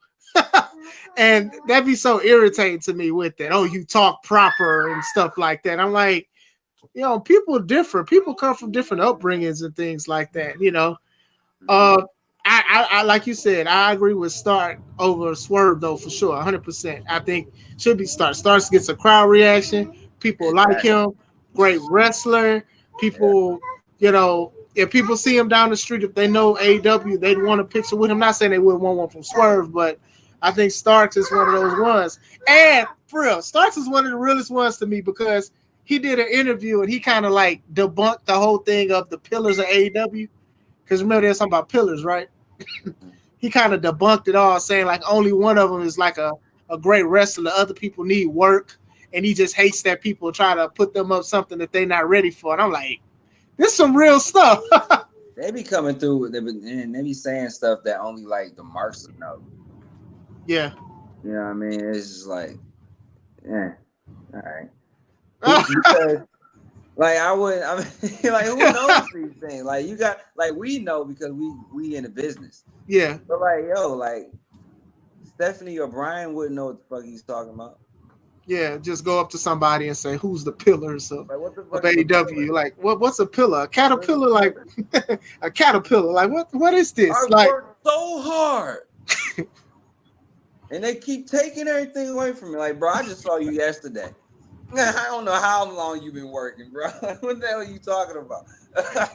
We was here since day one. I'm like, well, they must be paying you good if you ain't leaving yet.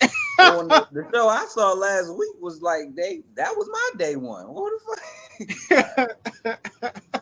But no, I don't know, bro. Like, I just look at the product because I am a fan of wrestling. Like, despite me doing all of this stuff and us doing it, like at the end of the day, we still fans for the most part. And I do understand like some of the older heads not even caring about like the current product. Some do, some don't because it's just different and times do change. And I do look at a lot of stuff and I look at highlights and I look at clips and I just be like, man, this person has potential. This has potential. This has potential. But then it's just like, man, you got to get your head out your own butt. And it's like, even on the independent scene, I look at a lot of my homies wrestling. So I just saw Jordan, JPH go against James Creed. That was a good match. Like, that's why I'd be like, man, there is hope and there is shines, glimmers of hope. Because some of these people on the independent, some of them are working on psychology and trying to stand out. Some don't care. Like, they care about being viral, but they want to be viral on their own merit, not off of what everybody else is doing. You know what I'm saying? So, I still have hope for it, especially because what we do at C3, we have hope for that. Now, I know we all going to succeed, and it's all one big family and things like that from start to finish. So, I'll hope this, to be able to see all that shit succeed, bro. Like, you know what I mean? Like, when we get there, like, I know for a fact, it's controversial, is outspoken as we may be, or whatever. Like, when that bell rings, bro, like, yo, it's always go time.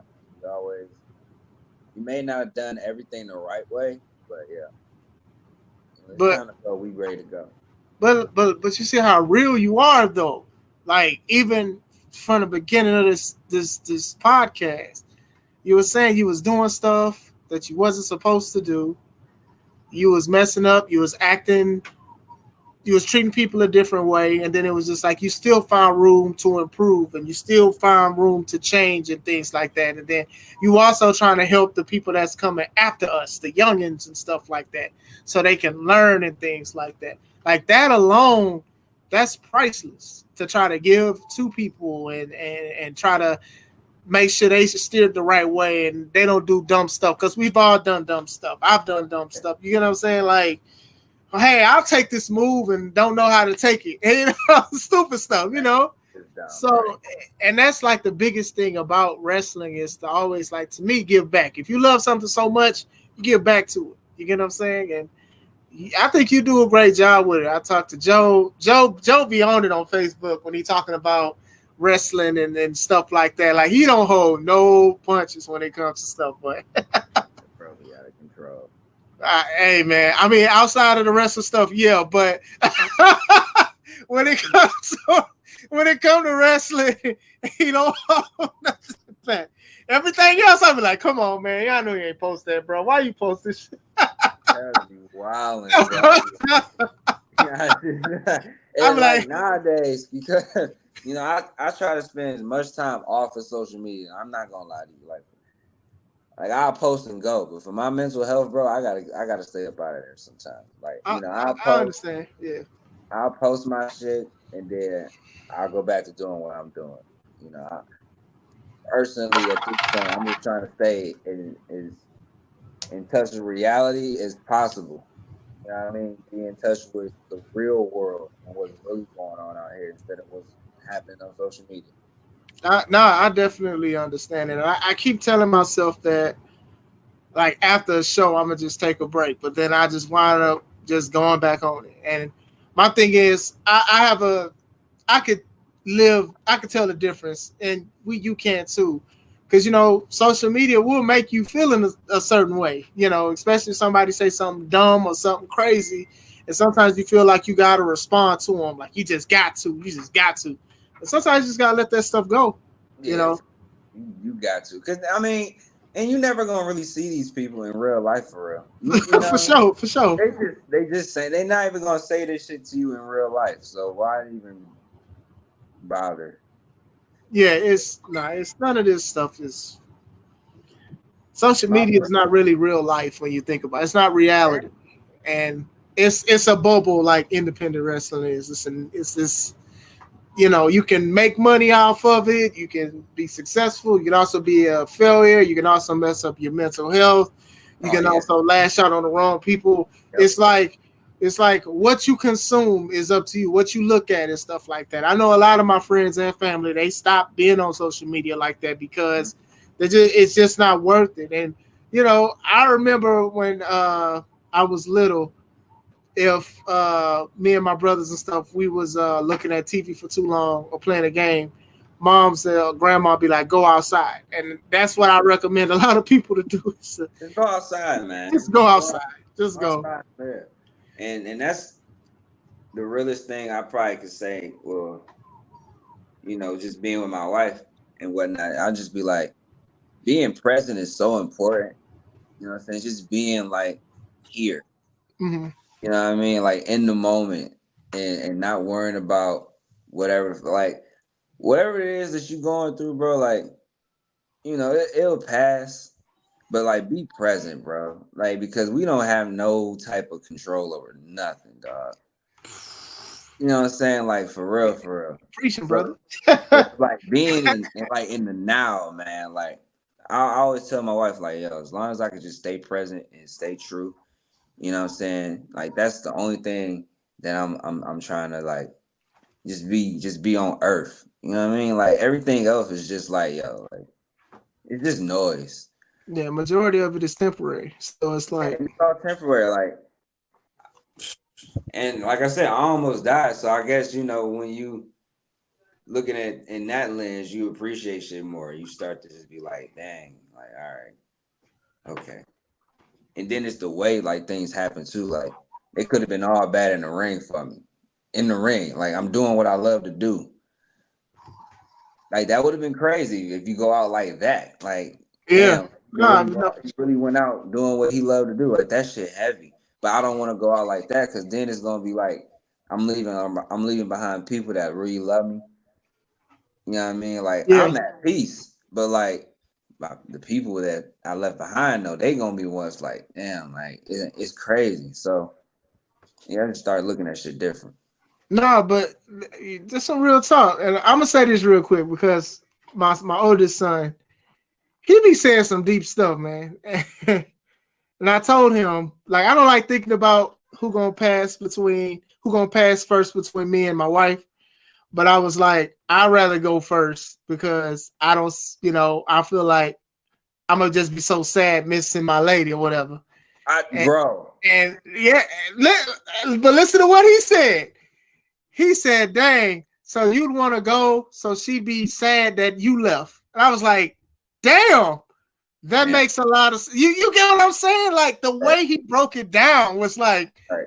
because you would want rather have her suffer, basically. I'm like, That's bro, what you that but selfishness. Yeah, and that's true though. And it's like people be like, you wanna leave Earth before that, but true at the same time, it's like I don't want my wife to suffer neither.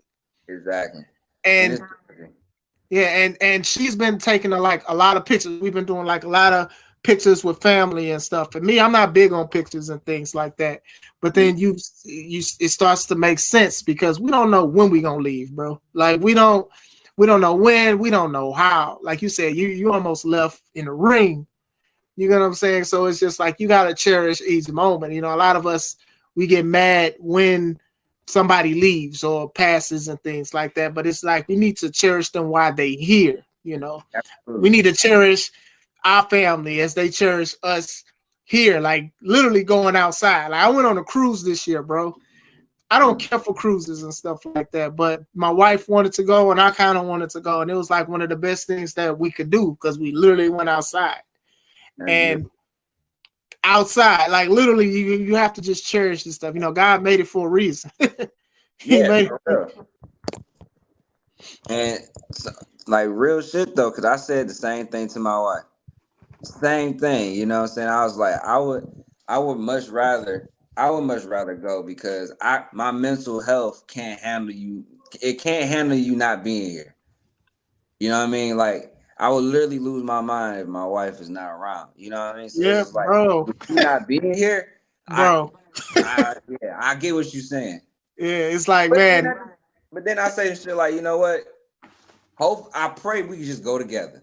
You know what I'm Low saying? key, very old, go together. Yeah, let's just go together. Because Yeah, if you gone, I'm fucked up, and I know if I'm gone, you messed yeah. up too. It was like the lady that I prayed for and did all this stuff with, live life with, you I can't know, imagine. do all that. You know what I'm saying? And some people go through it. So I just try to be like, have sympathy and empathy because we all have lost loved ones and things like that. And it's just like, you look at that and you see stuff happening. And it's just like us not knowing when it'll happen.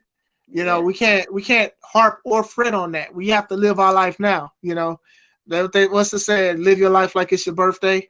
You know, you gotta live your life like it's your last. So, like, how would you treat everybody if you knew when your last day on earth would be?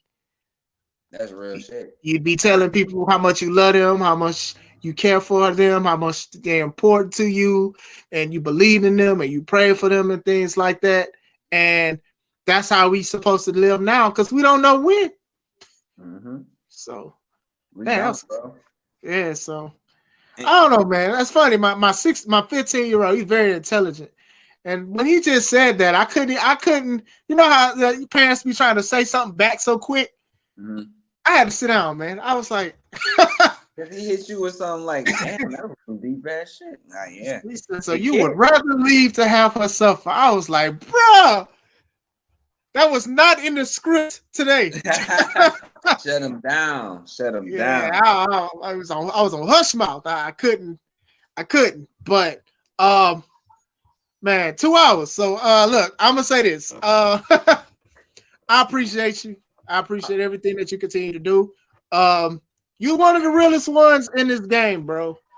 And we know that when you are real, people don't like that. They want you to dilute the truth.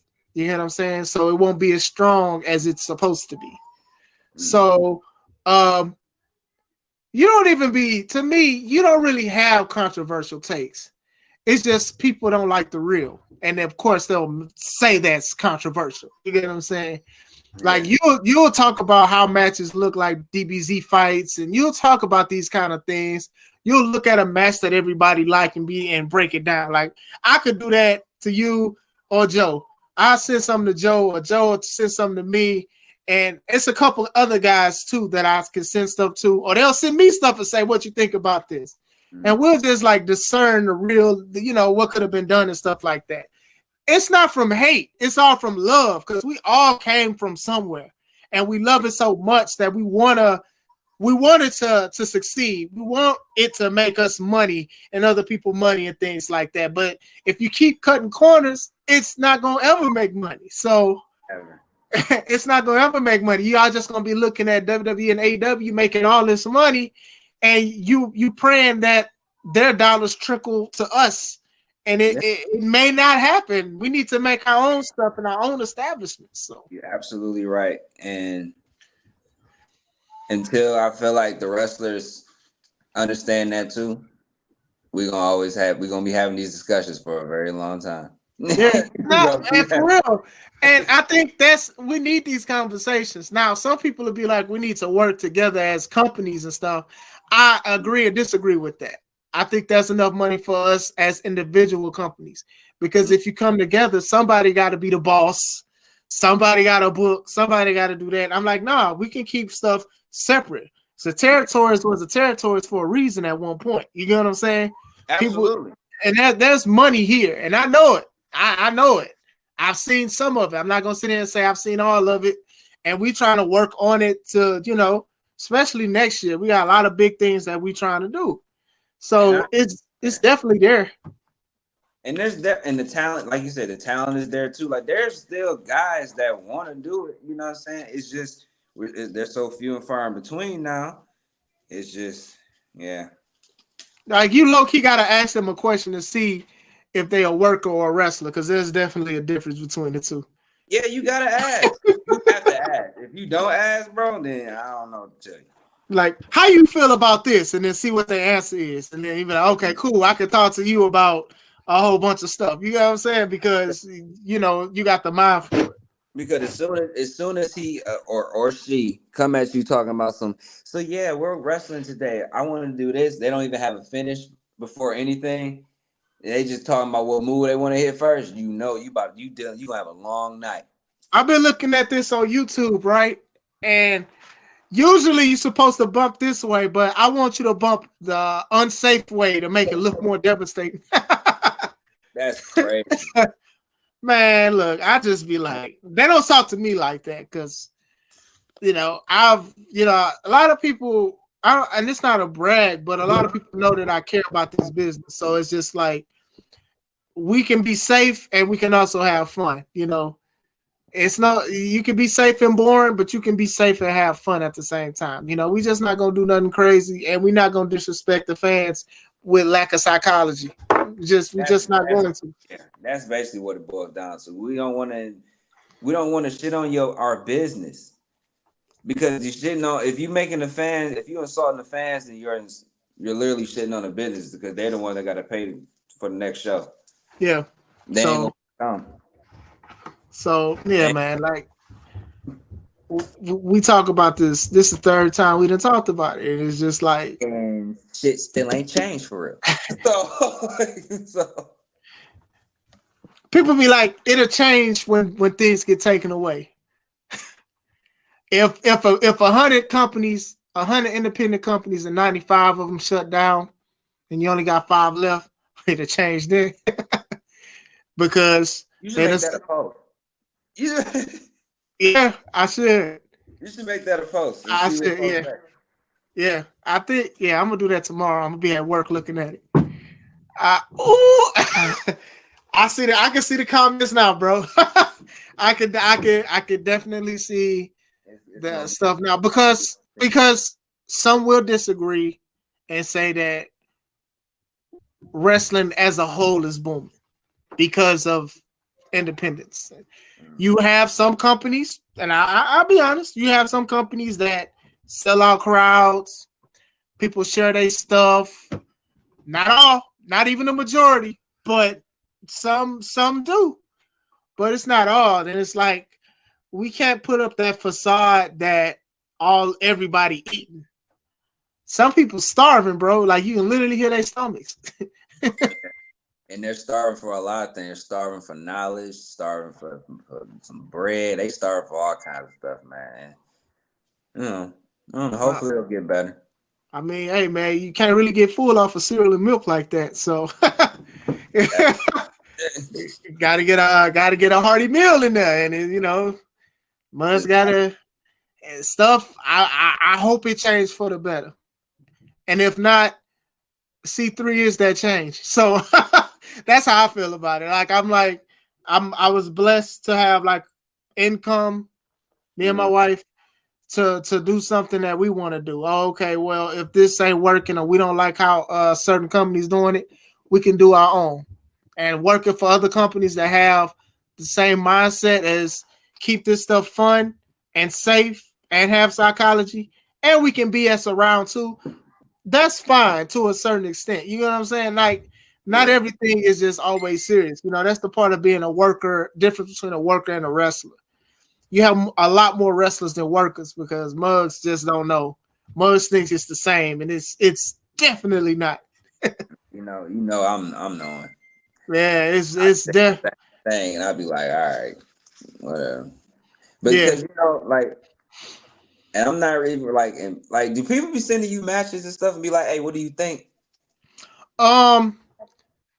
Like, if it's something that they didn't like, they would send me something and say, or they'll send me a topic, but not matches. But like, one of my homies, he sent me something because the match didn't go as great as it could have been, but he said that it would have been better if it had his pizzazz on it. But yeah. Okay.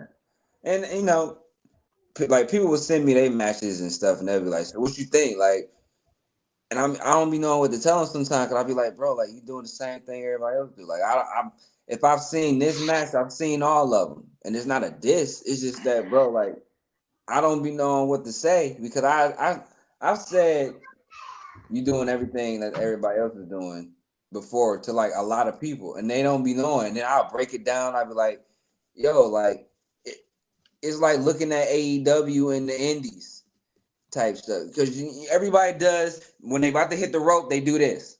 They point. And then after they done pointing, they'll hit the ropes, or it's just everything is indie. Like the way that you, the way that You're right, bro. You're like right. how like the work is indie. You know what I'm It's saying? indie. And It's I'm indie. like, it don't look like you wrestling. It look like you trying to remember shit. Like you trying to. You're right. You're right. The corner spot. You give them a splash, then they got a utility roll to go right back to the opposite corner instead of just going to the corner, running and running back. No, I got to roll after the splash. Yeah, no, you're right. It's the same thing. Like I will say there is one guy. He asked me to like look at some of his stuff, and I did. And my thing is this: I didn't hold back, and I'm not sitting here saying I'm above anybody, but he asked me, and I respected him. So I told him what he just needed to work on. It was basically like something small, like working the crowd. I'd be like, man, if the crowd is not into it, they don't care. It don't matter how many moves you do. If you don't work the crowd, they're not going to remember. They won't care. They'll be in their phone.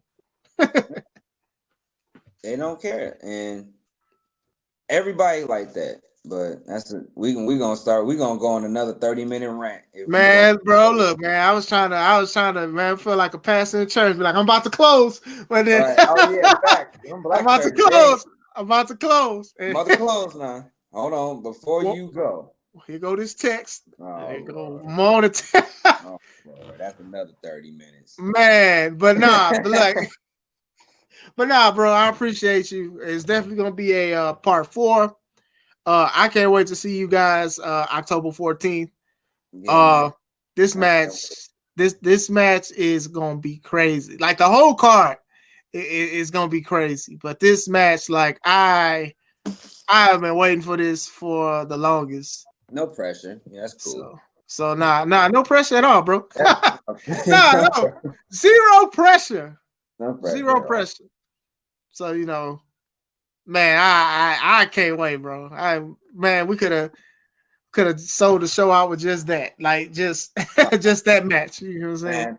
Now that makes me feel good, but at the same time, let's hope so. One of these days, I'll say this: the goal, you know what I'm saying, is obviously to connect with people. But if we could connect on a deeper level with people, where they keep asking for us, you know what I'm saying, and we're literally bringing in good business for you, bro, then that's an honor. You know what I mean? So I'm glad y'all with me, man. I'm glad. Like the people who I book and stuff like that is the people that I had my wrestling journey with, or I've seen at other companies, or I've heard great things about them and stuff like that. So people been in the business longer than me, as long as me, or just starting. And my thing is just trying to put that stuff together and things like that to show like what true wrestling is all about. So, my thing is I post a lot of stuff about wrestling and things I like, things I don't like.